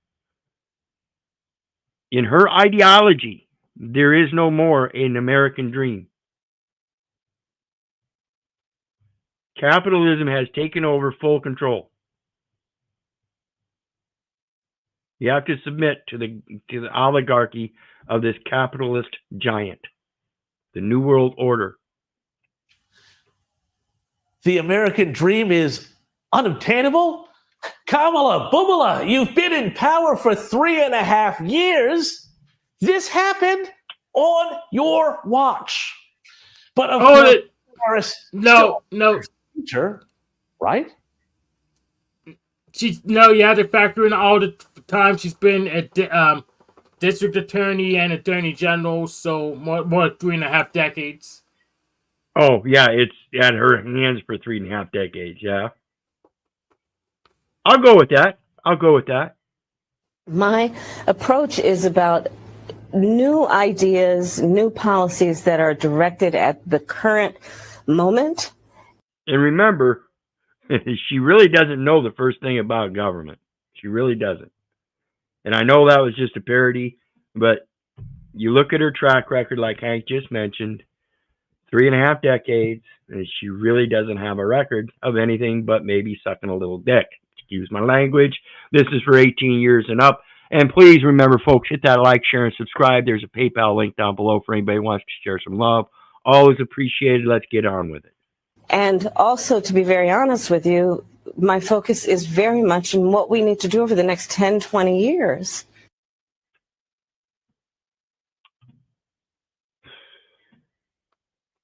Don't you think you should have been focusing on what you've been doing for the last 20, 30 years already? Seeing that's what we're pointing out is she really has no track record. So what is she going to be able to accomplish in the next 10, 20 years if her track record already has zilch? I mean, yeah, she locked people up and then extended their lockup stay as long as possible so the state could make as much money as possible. That's her intent, folks. Well, that may be a good thing. She does nothing, then that's actually better. But she's probably going to try to do stuff, and that's bad.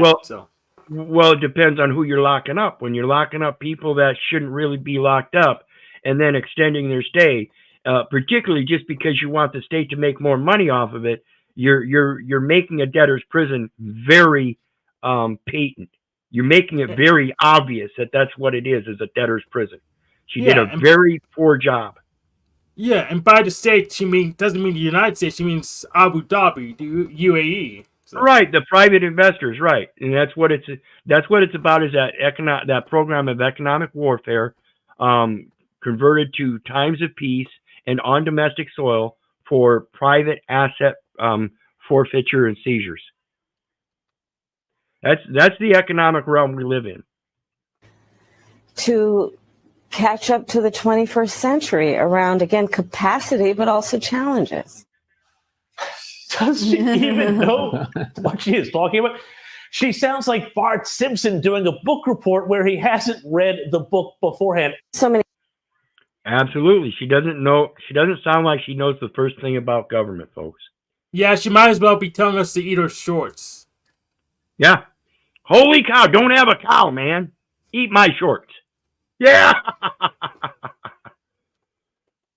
Now, the next one is a sad one. I mean, I believe the little girl's okay. But this is the egregious actions that prove that this is so crazy. That the most inherent job that we have as moms and dads, not only are we willing to give up our children to a particular, say, public indoctrination center, but we're willing to treat them worse than we would treat animals.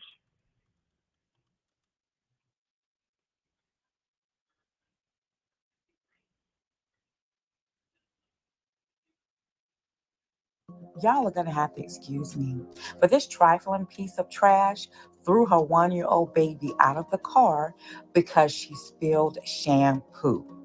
Are you okay? It's okay. I'm gonna sit down. Come here. Oh my God. As witnesses rushed to help the child, moments later, 2 cars pulled up and surveillance video shows Mills returning to the scene, violently taking the child back from the woman who's trying to help. She already threw her out of the car. Now she's yanking her by her arm out of the grips of another woman, one-handed, in a yank like that's dislocation, I'm sure. Yeah, but we had to. But the cucks would tell us we had to defer to her because she bred. Oh, come on! It's sickening, folks. I can't see what brings people to do this kind of shit to their own children.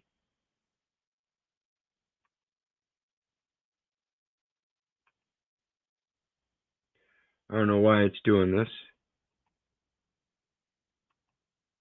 There we go. We are in Hialeah, Florida. This is 29-year-old Tasha Mills, the mother.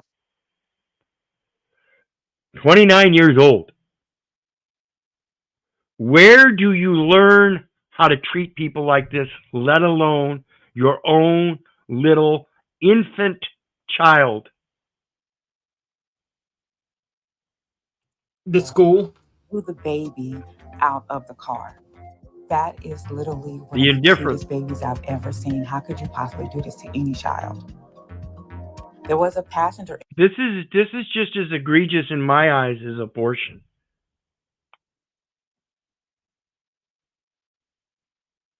When women, and I can't even say just women, but people themselves, think that they have authority over another life, even if it's just because you're the mom or dad, and you take it to this extent, I think you never realized the authority that, or the responsibility, the great responsibility that comes with such authority. The great responsibility is the merits of your actions, the spirituality and the bond of your connection. And I think, again, in our instincts and intuitions, we've lost those connections because of this commercial society and the dogmatic indoctrination that we've gone through with all these various religious and educational doctrines. It's pathetic. In the car who said the baby spilled shampoo. Tasha hit the baby. When the baby cries is when she threw her out the vehicle. But God always has an angel. Yes, thank you, Lord. This is the angel who does not want to give her name. I can understand why. I guess God was on our side that night. God definitely was. Now, when the police got to the scene, they called the mom. They tried to get her to come back. She would not come back with the baby. She would not take the baby to the hospital. So that's when they put out a missing child alert for the baby. So, again, I don't have video of the child being thrown out the car, but evidently the lady that picked her up is a first-hand witness to that, and that's where the charge comes from. She's the one that called the police, said so. And of course, by that time, this lady had already retrieved her child by yanking her out of her arms, as we saw, and drove off. But evidently she got the make and model and everything of the car, and they were able to run it down, and thank God, remove the child from this mother's hands. It's crazy that this is even occurring. You guys, if time runs out, please go to my YouTube, The Carolina Diamond, to finish seeing the whole story. Thank YouTube channel is Carolina Diamond. Say Carolina Diamond. To continue in case this just days old. Hopefully they were able to get the baby and arrest the mom and charge her with child abuse and child neglect. The baby, and there's also another baby, that are now with the state. They gave the mom $75,000 bond, but she is to have no contact with the children. And if you're mad because she gets a bond, I'm mad at the people of Florida. Please vote for people who are going to make sure that your laws reflect what's really going on. Absolutely. If you're going to vote, I'm not saying not to. I'm not saying you should or you shouldn't, or who you should or should not vote for. Again, my firm belief is the mass majority of the population should be giving a vote of no confidence. But other than that, if you're going to vote, know who you're voting for and why. And understand the principal foundation they run their platform under. If you see this facetious bullshit like Kamala running their platform on money, be aware of it. What do you got on the way out, Hank? I was gonna end anyways. I have my fill. Thank you, Wizard, for hosting a nice show. Absolutely, absolutely appreciate it. And for all the haters and trolls that showed up, I appreciate it. Thanks for spreading the word. It's always going to help my algorithm. Because again, like I've told many people, do not believe me. Do not believe the neighbor. Do not believe the government. For crying out loud, don't believe your mom. Do your research so you know. So when people call me a racist, a narcissist, a misogynist, or any other ad hominem, or try to project some kind of accusation, do your research before you join that bandwagon. Because I don't care if you join the bandwagon. I don't care how many of you have false accusations and ad hominems. None of them have any real effect because they're not true. I'm not one to let somebody else write my story with their pen. So may God bless you. Thanks again, Hank. Hit that like, share, and subscribe button on your way out, folks. There's a PayPal link down there for anybody who wants to share some love. And appreciate all of the subs here recently. The channel is growing, so keep sharing it. And of course, all you haters and trolls, once again, thanks. And you guys know me. I love you, but I don't give a rat's ass whether you love me back. That's say I don't care if you hate me. I don't care if you don't respect me. That's on you. So may God bless you. And remember, have a good night. You get to create your hero. Maybe work on that.